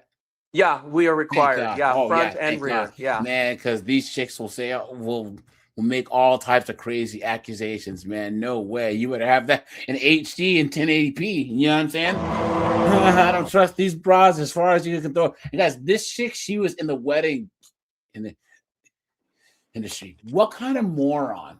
And the way that the wedding and marriage rates are going down, you're gonna start a wedding business, you absolute dunderhead. What are you talking about? Back at the job I quit. Let's talk about the details of it. I feel as though I must rewind, but I will try to be as concise as I can. My boyfriend and I moved in together when I was 19, and we both just had to get jobs to support ourselves. So I started working retail. It was commission, I was making decent money, and then I started to move up the company and got into management. And over 8 years, that job. No, she does wedding photography.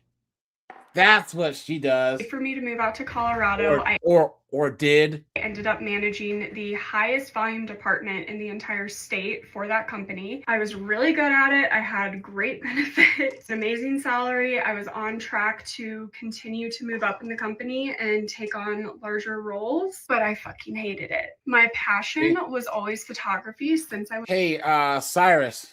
Yeah. What is your number one thing that you look for with a job? I would say, difference and impact to the community, social life, standing. No, you're looking to see how much it pays. That's the number one thing all of us guys look for. How much are you paying? Yeah. I mean, but that's what I'd say in an interview. Yeah. But period, though, when you're looking for a job, the number one thing men look for is how much are we getting paid? And guys, if you want to get, has anyone ever asked you guys if you enjoy your job? Where did the idea of having passion for your work and enjoying your job? That's such a woman thing. But what I'm saying is that's crazy to have that be an expectation of your work. Work is work. Guys, you have a private life. Have a job that you can stomach, that pays well, and you have an awesome private life. I've never thought once, I need to enjoy my job. It has to be my passion. Why? That's such a chick that you think that the guys that are getting up at 4:00 in the morning in a New Jersey winter to jump on the back of a garbage truck are enjoying their work? You think those guys that are in coal mines in Pennsylvania enjoy their work? You think those guys that are in copper mines in Arizona enjoy those? No, but it pays, and they could take care of their family. How about valet service in any of these resorts? Yeah, moving cars around. We hit 114 degrees. Yeah, or it's 20 degrees in the winter. Yep. So we can be colder than Seattle, by the way, sometimes. So yeah, it's and what's funny is since the 50s, the job roles in these hotel and casinos have barely changed except for gaming dealers. But you know why some casinos, they put all female gaming dealers? So it's still like housekeeping, mostly all women, like valet drivers, mostly all men. Looked outside again. Sorry, keep going. Good morning. Keep going. Well, and I was also going to say, because I'm building a house, you know, when you look at consumption and the sizes of homes and features, who do you think demands a second sink, a bathtub, a Women second do. closet? Women You do. know, They- all these yeah. appliances. I mean, it's just a lot of consumption is demanded and pushed by women. I gave a woman who works for KB Homes to her hotel. She's having a convention. She prefers a gated neighborhood. I'm like, is there any evidence that gated neighborhoods make things safer with the HOA and the Karens? And she's like, yeah, I believe it. And but this is why we have all these McMansions. Yeah, that's true. And guys, once again, that one, what's her name? That one Amaranth chick, the streamer chick. You guys remember those 4 guys broke into her house and tried to kidnap her? Guys, gated communities aren't much safer. They just jump the fence, you know. So you think it's all female marketing? Of course, yeah. Wow. It's the illusion of safety. Here.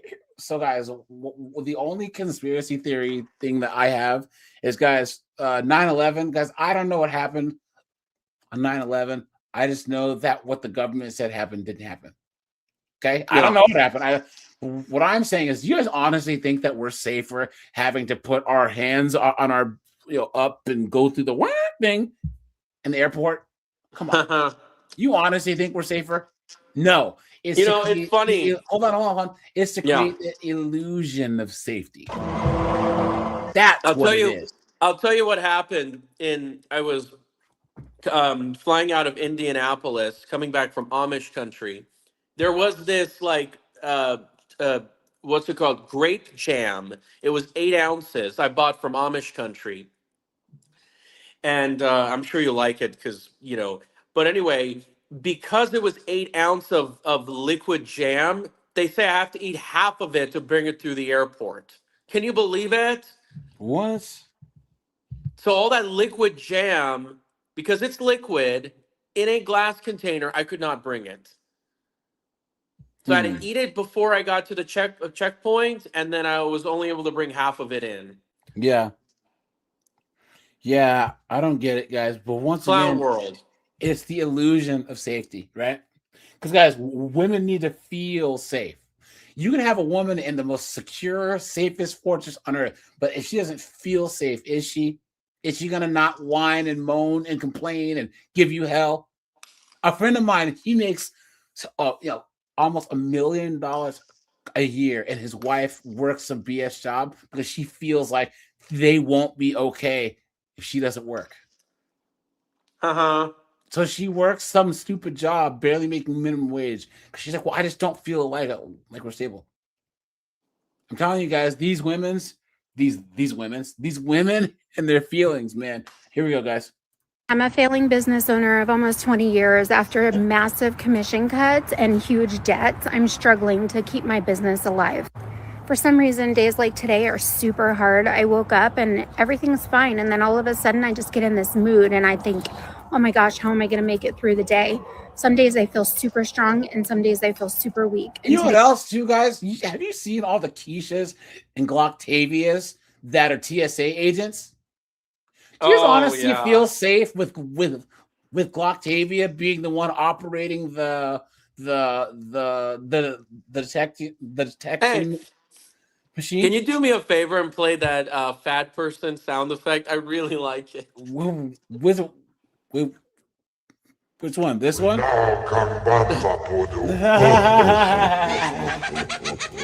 It's just one of those days. I'm trying to figure out how to save a little bit more money.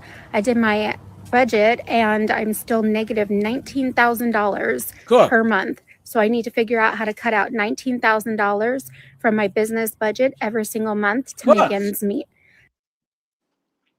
I'm fucked. I'm really fucked. I have no money left. All of my savings I've invested in myself and into my business, and I've run out. don't know what to do. I have so many big decisions to make. I believe in myself and I believe in my business, but I don't want to go back to a job that I hate. I don't want to go back working for someone else. I want to keep doing something that I'm really passionate about and that brings me joy and that I know will help so many people, but I have no money left. I'm fucked. I'm really passionate about and that brings me joy and that I know will help so many people, but I have no money left and my bills have fucking skyrocketed. Let's see what She should have done what I did, just have so much capital and investments, but only use some of the investments to build a business. I mean, why don't they do that? They get their bills paid and expenses paid by others. It should be easier for them. Guys, what do you think she does for a business? Hold on. Yours Hairdresser. Brisbane. What is that? Let's see. I guarantee that it's some BS. Hold on. What? Yours provides expertly tailored recommendations through online color analysis and in-person color analysis to enhance your natural features. What? What does this mean? So she helps you choose your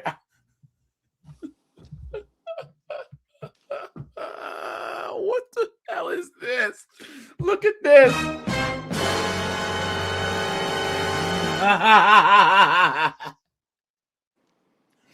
So they just basically say, hey, this is what colors look okay? What are you talking about?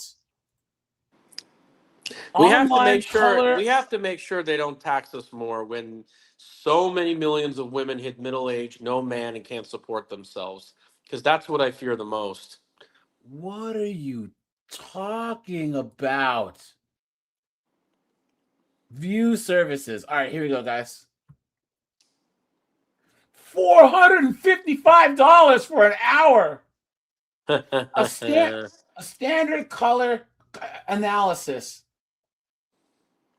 Hold on, this is for $705. A 2-hour and 40-minute standard color analysis for a group of 3. $1,049. Look at that. This has to be the dumbest thing I've ever seen. Someone had said in one of her videos, why did you start a business that's a fad? And guys, this is a fad, right? This is one of those things that probably took off on social media, right? And guys, believe it or not, guys, there are image consultants out there, okay? There's people who are now, I used to think that was BS, but then guys, Kevin Samuels was an actual corporate and personal image consultant, and he was good at his job too. Okay, guys, an image consultant says, "Look, let's just say that Cyrus' business takes off, which it will. Cyrus, your business will do well. Thank you, pal. But let's just say that Cyrus says, "Look, I'm going big time. So my business, we're going to start dealing with billionaires." Well, he's going to go to an image consultant, a reputable one, and they're going to be saying, "This is how you dress. This is how you style your hair. This is the car you drive. This is your digital footprint.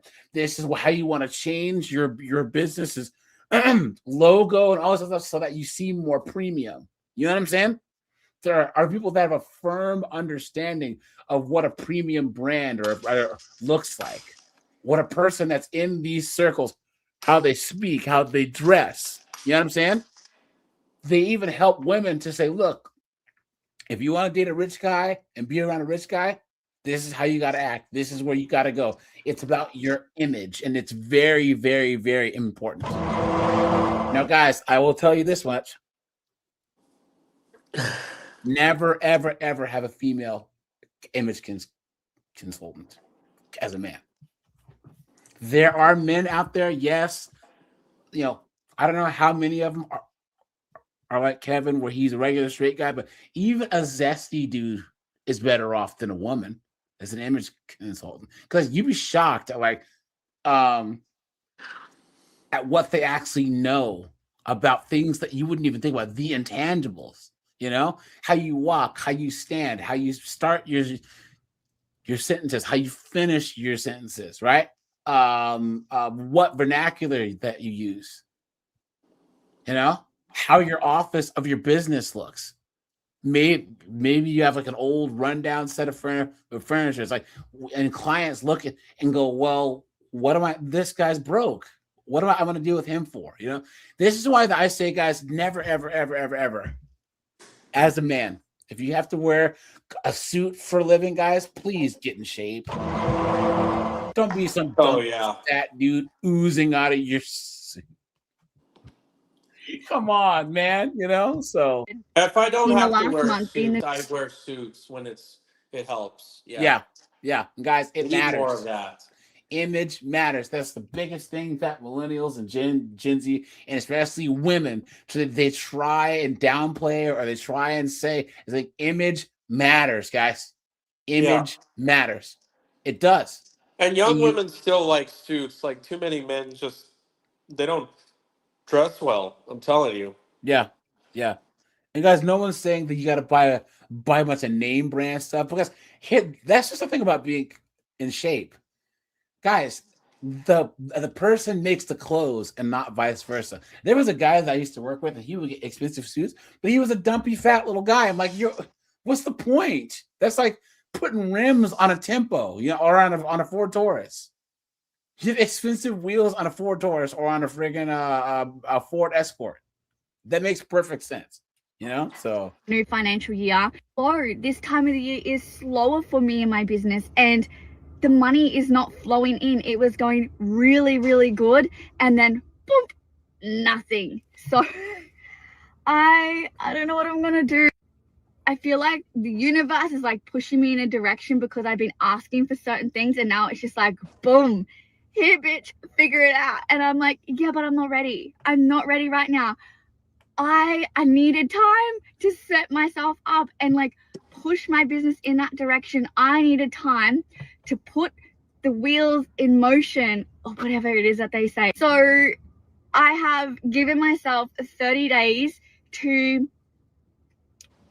save my business. No, it's not that I have to save my business. I really need to pivot if I want to keep doing what I love. And this is the direction I wanted to go in anyway, but I just wasn't ready for this right now. I wasn't prepared. I wasn't organized.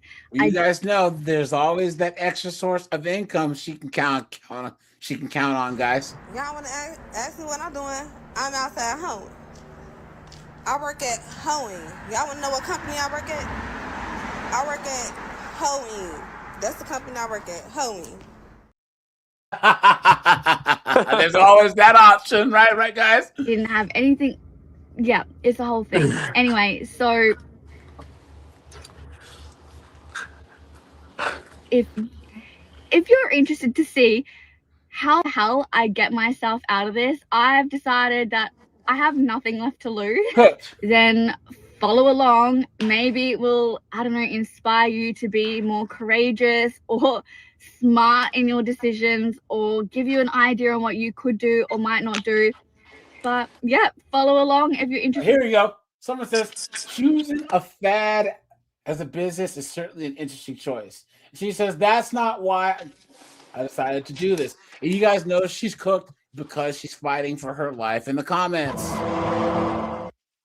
Someone says, and then person says, what's your business? Who's your target market? Where do you live? She says, online and in-person color analysis. I sell e-guides. I'm developing a color analysis shopping platform to help people after they've done their colors. My target audience is women 25 to 55. I have 3 different avatars. I use them to run Meta and Google ads with an agency, and also did a mini course to learn my own. I've consulted friends in social media. I've done a lot of things, and things have just changed. I just have to pivot and try different strategies. Someone says, just look at the economy. Most people don't care about their color analysis. Yo, guys, is this one of you guys in here? What are you guys cooking her in these comments? Oh no. Someone says a business doing something that's not wanted in this current economic climate would be a good thing to think about. I can put a photo of me to AI, it'll tell me my colors in seconds. Someone said, and then she goes, how do you know the AI is correct? Yeah, just look at the results. Look at that. What a joke. Someone says, what's your business? I help people feel confident in their own skin and fashion choices. I'm a color analyst. And of course, just says ChatGPT doesn't give accurate results. I think it probably would. You know what I mean? I mean, this is not that difficult of a thing. Is to figure out what colors look good on you. You know? Look at that. So it said, jobs pay bills.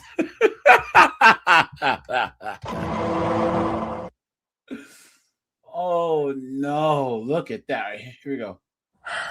I lost my entire business overnight and now I'm literally having to start all over again from zero. So if you followed me before, then I really hope that this video finds you. If you're new, then please keep watching. I'm Naomi and over the past year, TikTok has completely changed my life. I built a business around creating home tours, lifestyle content, vlogs, hauls, and giveaways. I was lucky enough to work with... That doesn't sound like a business to me, you absolute dunce.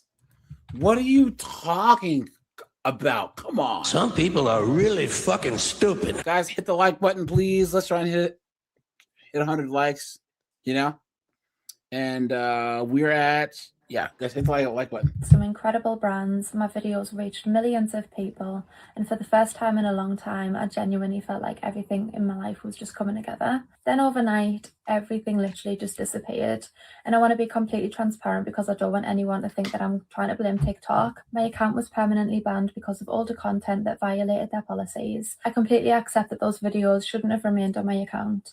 The mistake I made was believing that because I'd stopped creating that type of content and completely changed the direction. We know what type of content that was. Y'all want to ask me what I'm doing? I'm outside home. Had to be, guys. Had to be. You know, I wanted to talk about how there's been this women interference in everything. So me and Alex, we run this organization, Strong Towns Las Vegas.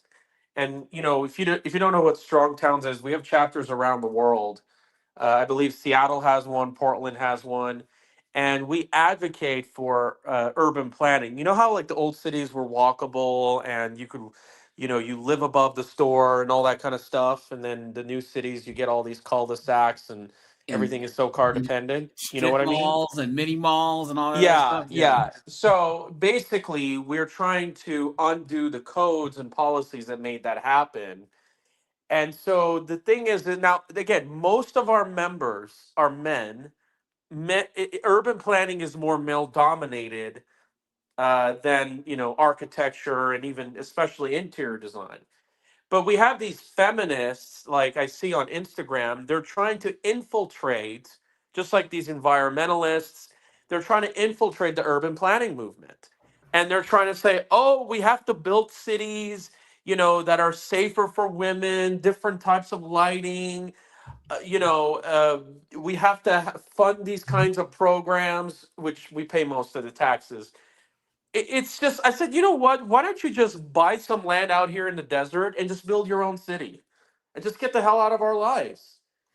I mean, they're infiltrating everything. But here's the thing: they want to make the city safer, but they want to open up the borders and defund the police and then let The criminals DAs, out of jail. yeah. Yeah, Yeah, that and makes then of perfect course, sense. how could they explain why some cities are really safe still in America? How do you Ridiculous. explain that? Yeah. It's just, and what's funny is you talk about Seattle. I did a road trip. I passed through Spokane, and it had a lot of crime and drug issues. You know what's funny about Spokane is that it's one of the least diverse cities in America. Yeah. I mean, we often think, oh, it's those people that are doing it. No, it's can happen anywhere. Yeah. Spokane's like San Antonio, Texas, where it's biverse and not diverse. You have whites and Hispanics because a lot of Hispanics are out there because of the farming industry in Eastern Washington. So it's biverse. No, not Spokane. Yakima and Kennewick. Spokane was almost all white. No, dude. Yes, Spokane and Yakima have large Hispanic communities. I didn't see it though. Yeah. Trust me, they're there. Yeah. You know what I'm saying? Yeah, they're all on one part of town. Like, so for instance, go to San Antonio. The whites live on the north side, the Hispanics are on the south side. And then there's a small group of blacks that are on the east side. Okay. Like most blacks are the places like Yakima and Spokane, there's one part of town where the Hispanics live. Yeah. You know what I mean? I don't even know how the Pacific Northwest is going to survive in 20 years. I mean, their birth rates are so low now. It's even lower than here. Well, what are they going to do? I mean, you're going to see empty real that's estate. not my problem, guys. That's the beautiful thing about America. It's federalism. If you don't like your local politics, guys, move. That's what I did. I was in DC. Best thing that I ever did was got the hell out of there. Places like Canada and the UK with their parliamentary system, when Parliament passes stuff, it affects all the provinces and stuff equally. So they have no say. That's why Canada is so good. That's why Western Canada, where a lot of the people are conservative and have some sense, their lives are ruled by the East. It's crazy. They have no say at all. Wow. Oh yeah, someone said to here, guys, we'll watch this and then I'll put the gumball video of my account. Those videos would guys, I not need 9 more likes, guys, and we're at 100 likes. So hit the like button. have led to me ultimately being permanently banned from TikTok. Had I realised that at the time, I would have deleted every single one of them videos immediately without a second thought. Unfortunately, I only learned after that it was already too late. I spent the last week emailing TikTok back and forth trying to explain that I'm not disputing the reason for the violation. I'm simply just asking for one more chance to rectify it, but every response has felt like an automated template, and it's honestly been one of the most emotionally draining weeks that I have ever experienced in my life. I'm not embarrassed to admit that this has completely broken me. I've cried more than I could even explain. I've had moments where I genuinely felt completely lost because this wasn't just a social media account, it was my livelihood and it was my business. This was years of hard work, long days, late nights editing, traveling across the country, building relationships with brands and creating content that I just absolutely loved. On top of that, I had over 100 TikTok drafts saved in my TikTok account, weeks if not months worth of content that I was so excited to share with you all. As far as I now know, those TikTok drafts are no longer. I've also tried requesting my TikTok data so that I can at least recover the videos that I spent years creating, but unfortunately I haven't been able to access it. The thought that years of my original— Guys, please. I know, guys. The violins are out, right? You guys.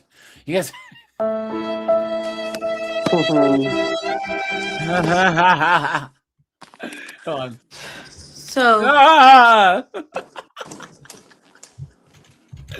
Look at this, Roz. That's a huge bitch. And might I say, before we move forward.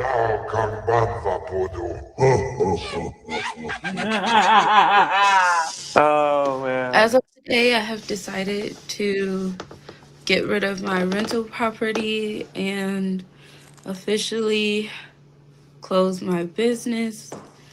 I have dumped all of my resources, all of my savings into both of these things, the down payment for the duplex, managing the duplex, all of it. And I never could really focus on it.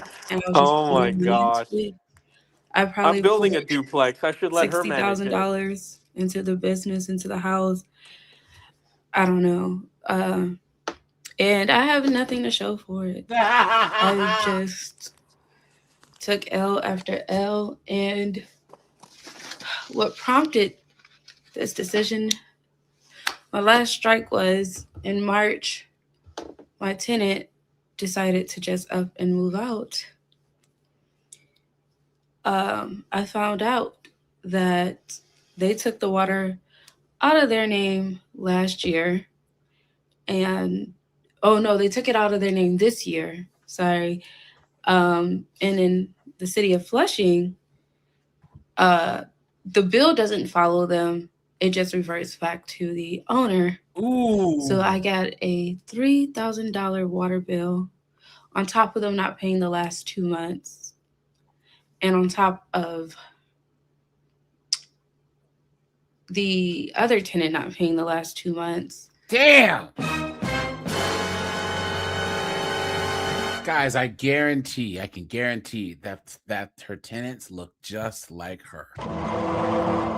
If I was a landlord, guys, oh no. No B-dubs in my house, in my homes. No way. No way. That's the worst thing you can do. No way.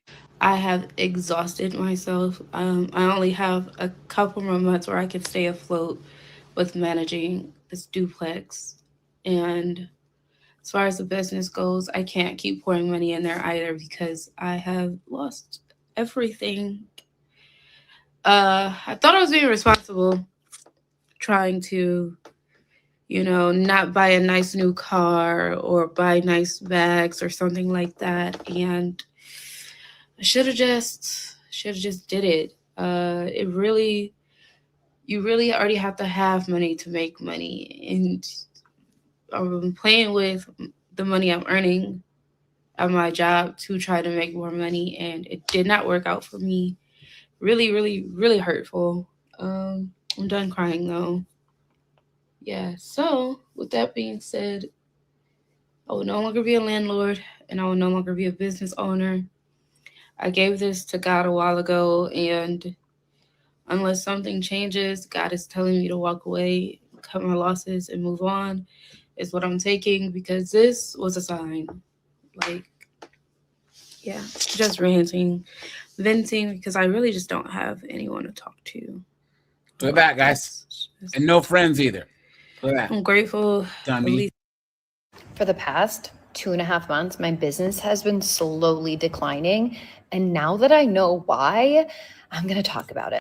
So my name is Naomi Kay. I'm the founder of Thayana, the all-in-one startup platform for female founders. We help women at the... What? You've been had. You've been took. You've been hoodwinked. Bamboozled. Led astray. Run amok. Well, there you go. Right there, right? There you go. Idea stage, build, launch, and grow their startup. 3 months ago, I made a catastrophic mistake. Well, catastrophic for the size of business that I'm at, that has impacted everyone involved. Customers, leads, myself, my sanity, everyone. What's ironic about this is that I have been also, at the same time, building a ton of momentum. I got into Techstars, I got funding, I got angel investors, I've been creating better content. All in all, the momentum has been compounding in the right ways and connecting with people on social media. But after social media, things started to drop. And I'm like, what the fuck's going on? So I started to feel like something was up about a month and a half ago. The first thing I did was I went to my email provider and I was like, hey, something feels off about my emails. I used to have 70, 80% open rates, and people would reply to my emails and they would be really involved. And I didn't write the best emails, but I was connecting with my audience. And what they told me was your emails probably just aren't doing as well. And maybe machines are opening it and people are not connecting with the content. You should really think about creating better content. And I'm like, well, you're right. I always should be improving. You're absolutely. Okay, fine. I'll go all in and I'll improve. So I listened to them when they told me bots are opening your stuff. People are not opening your stuff. And I'm like, all right, maybe they're right. And what was interesting about that was that they all said yes, but no one opened the emails that said you're in, and no one, 10% email open rate was opening the emails, opening the reminders. And that was weird. And then when I had the webinar, 2 people showed up. And I'm like, what the fuck? This never happens. I still did the webinar. You best believe I still did the webinar. But something was up. And I'm like, I know this is a bigger problem. What the heck is happening? Like, and I was checking everything and trying to figure it all out. And it was all happening. Meanwhile, I'm losing customers. And my customers saying like, you don't do events anymore. I'm like, what are you talking about? I have 2 to 3 events every week. I'm like, what? I'm like, maybe are they not? No, that was stop sending out of nowhere. And I'm like, what? So I know this is long. So all of this realization. And then I had a customer who signed up on Monday. And Jen, you're the reason I figured this out. Jen emails me and she's like, hey, by the way, I love the platform, blah, blah, blah, blah, blah. All of your emails are going to spam. And I'm like, what? I'm like, my domain's a year old. This doesn't make sense. And it dawned on me right in that moment. I felt like someone slapped me in the face. I'm going to slap you in the face if you don't get to the point. What are you doing? And I realized we switched DNS. We switched from Namecheap to Cloudflare, and we did not authenticate my email provider. Now she's been cooked ever since. She's been cooked ever since. Colossal mistake. 3 months. Revenue lost. Customers lost. Connections lost. 3 months of loss.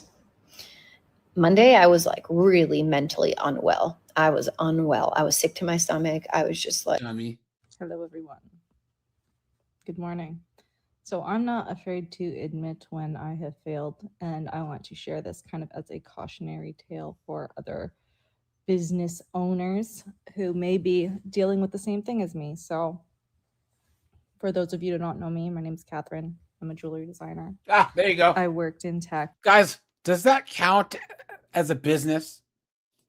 Does that even count?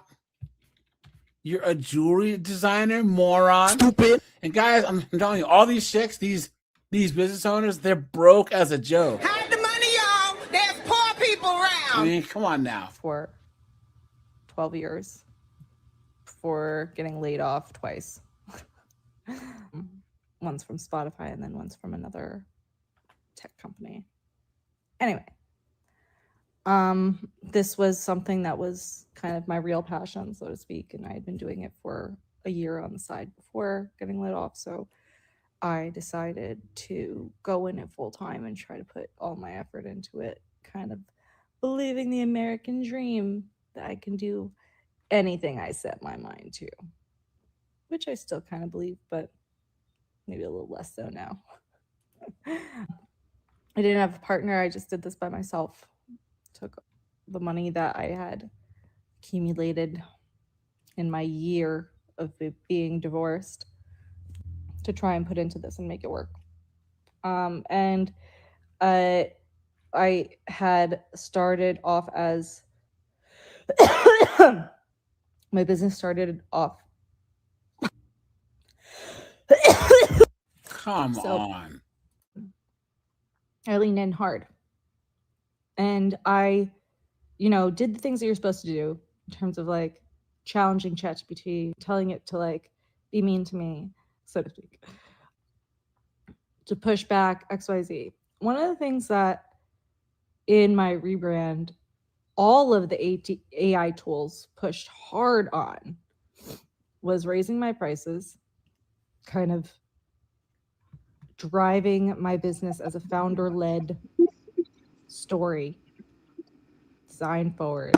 And this is why you need an actual mentor. This is why you need someone that's actually done this before. That's a person, preferably male. How are you going to go to AI and be like, hey, Cyrus, you have background noise on YouTube, pal. So, guys, why would you do this? This chick's an absolute dunce. B. Marshall, hey, what's up, man? How you been? Hey, thanks for being a member for 5 months, man. I appreciate that. Whatever. Trusting in the process. Just trusting in the process. And I had talked a lot about my inspirations in the industry. And these AI tools kind of leverage that in gaslighting me. saying like, oh, this is what this designer would do, which is kind of silly now that I think about it, because I'm definitely not that designer. But I let it influence me into pricing some 10 karat gold rings at super high prices, in the high thousands.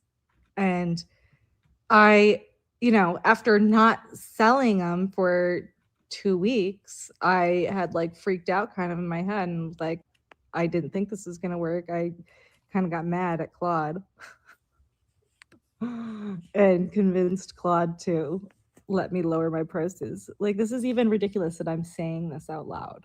This is the world that we're living in right now. Is I'm so trusting of this AI tool that I like felt like I had to convince it to let me do something for my own business. Anyway, it's all a lesson to be learned. Anyway, this is not done yet. So I convinced Claude to let me lower my prices to something reasonable, which I feel like they're reasonable now. But please. I started my business a little bit over a year ago, and I have made 0 sales. And that freaking bites. Cooked. Guys, does that count as having a business if you haven't made money in a year? 0 sales in a year. In a year. To say out loud. This isn't for a lack of trying. I have done everything in my power to try to market. I've put it on different platforms. I've tried it on here, on my other account. But no matter what I do, every video that I push out gets max like 100 views. If it's anything to do with my small business, it like face plants. It's been extremely, extremely defeating to the point where I've questioned whether I'm supposed to be doing this or not. And guys, I think she's married. Guys, her stupid husband's fitting the bill for her whole life while she's struggling this. And while he's out there working a real job, I'm so stressed out. I don't know what to do. Duh. Please, come on. But I know deep in my heart that this is what I'm supposed to be doing. The lie detector determined that was a lie. And that what I made and what I'm making is out there for somebody. The lie detector determined that was a lie. Need to find that somebody. I don't know where you are, but I made this product for myself because I needed it. And I know there's others out there like me who also could benefit from now, it. Guys, wait till you hear what her product is. So I'm not giving up. I'm starting over. I'm making this new account with the goal of trying to make 50 sales by the end of the year. That's extremely ambitious for me, considering what I just told you about making no sales in the last year or so. But I need to try something new. My name is Linda, and I own Lingo Labels. I make translation labels to help you learn languages, and they're essentially stickers that you put around your house to translate objects that you already have into the language that you're learning.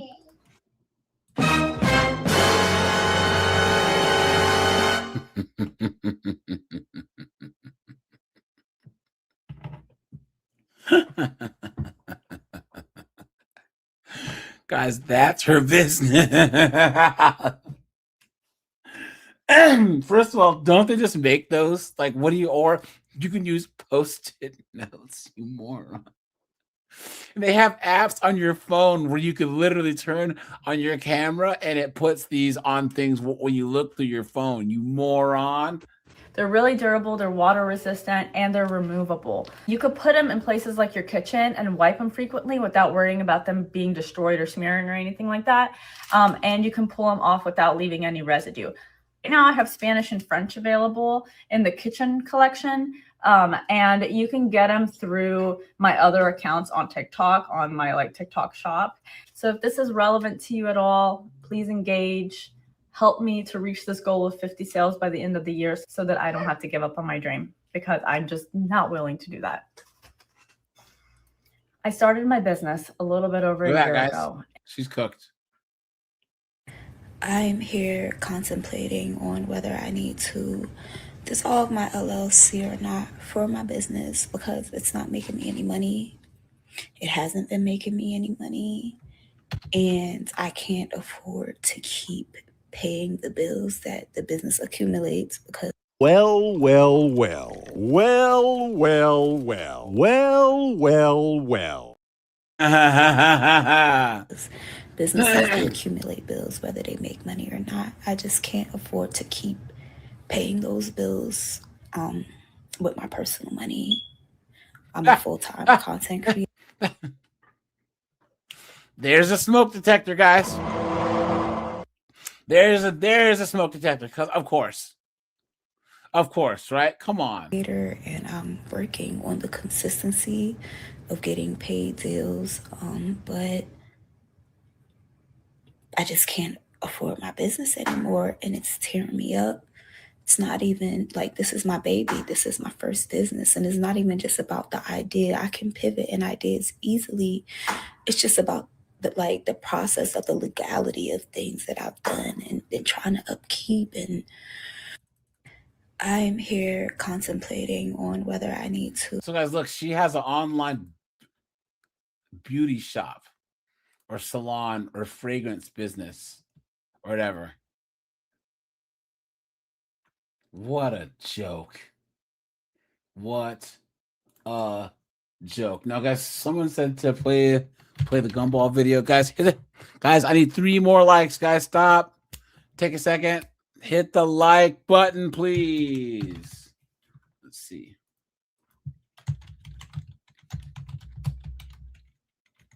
Here you go.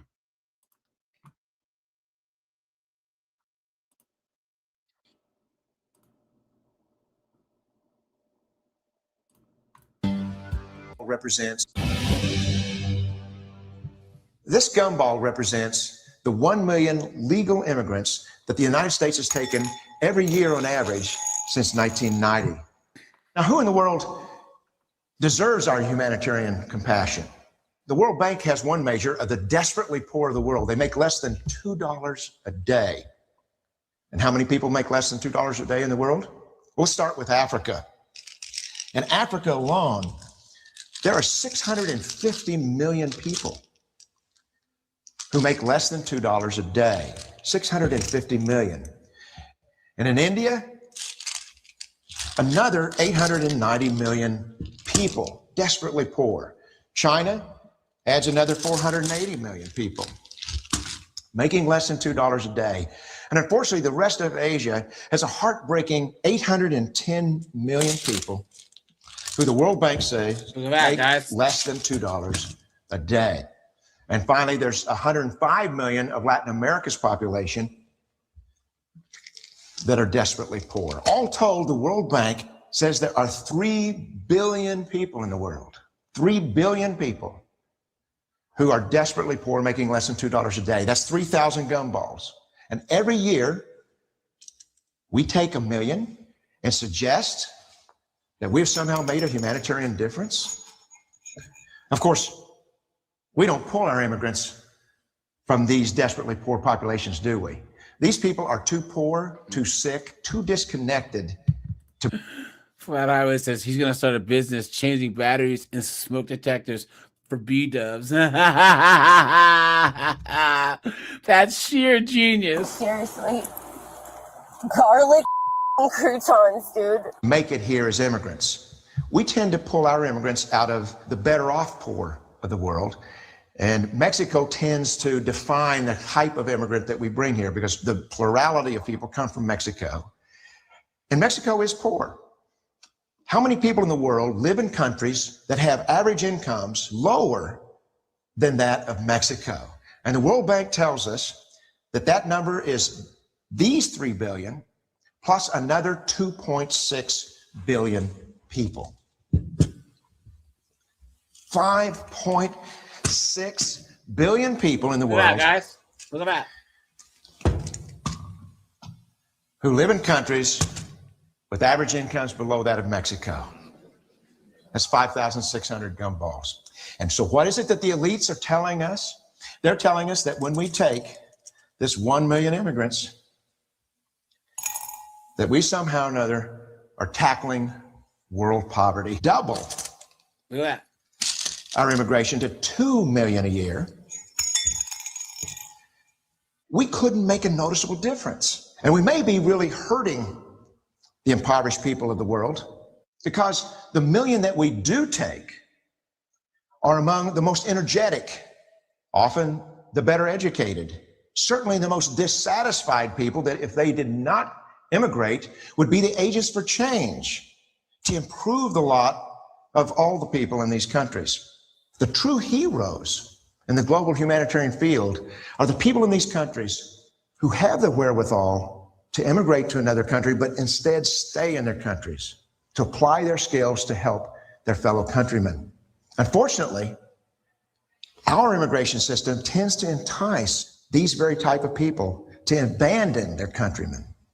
The impossibility of making even a dent is actually worse than it looks here. That's true. Because last year, when we took 1 million immigrants, these countries added, births over deaths, 80 million more people into the impoverished population. And this year, Congress is bringing in 1 million legal immigrants. And this year, according to the United Nations, these countries are expected to add another 80 million people. And next year, you can be quite sure that Congress will bring in another 1 million immigrants. And these countries, unfortunately, will be adding another 80 million people into these impoverished nations. We could take 5 million a year, but we'd never get ahead of what's happening in these countries. Not in this. Ding, ding, ding, ding, ding, ding, ding. Look at that, guys. Look at that. And guys, this whole thing where somehow the West has some duty to improve the rest of the world, or guys, or that the West, especially that the United States, is somehow wrong for going around the world and grabbing up resources. Guys, we're beneficiaries of this. So why are people complaining? It makes no sense. Century. Don't you see? Immigration can never be an effective or significant way to deal with the suffering people of the world. They have to be helped where they live. 99.9% of them will never be able to immigrate to a rich country. There's no hope for that. They have to bloom where they're planted. The only place that 99.9% of these people can be helped is where they live. Let's help them there. I mean, isn't it crazy that that's some controversial statement to make? You know? They're going to try and relaunch MySpace? What? That's crazy. But yeah, guys, you know?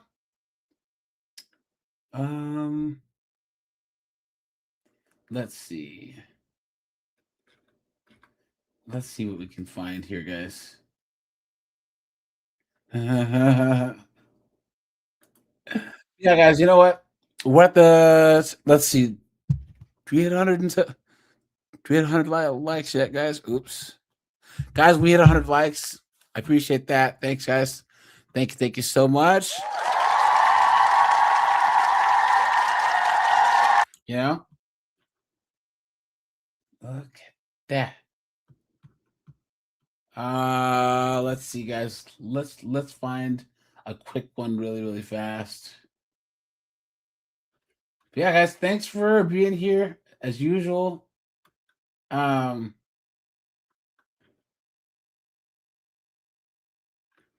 Let's see. Here we go. Let's see.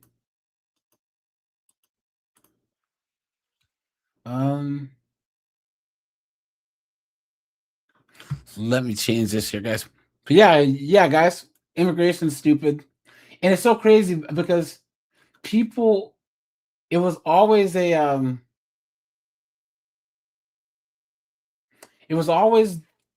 wait, here. Look at this, guys. Apparently, this caused a lawsuit. Hold on. Look at this, guys.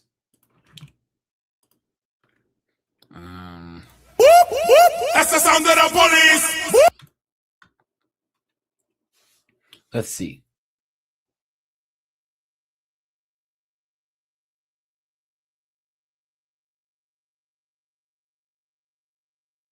Okay. Damn.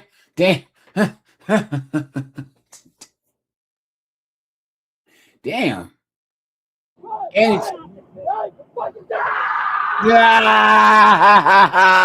it's the most wonderful time of the year. Daisy. 1563, good one, cover south side of Community Court. 0 to 27, respond. Get him again. It's the happiest season of all. Let's go. 3036 River Road, 146, and any other unit respond. Code channel 1 for 3036 River Road. 55. 146. Dumbass.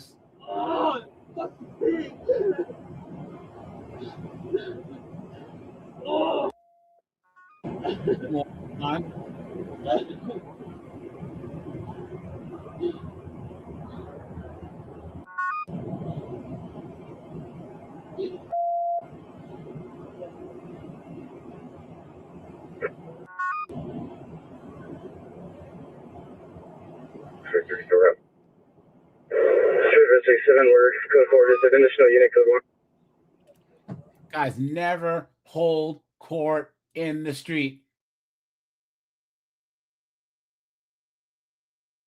Never hold court in the street, guys.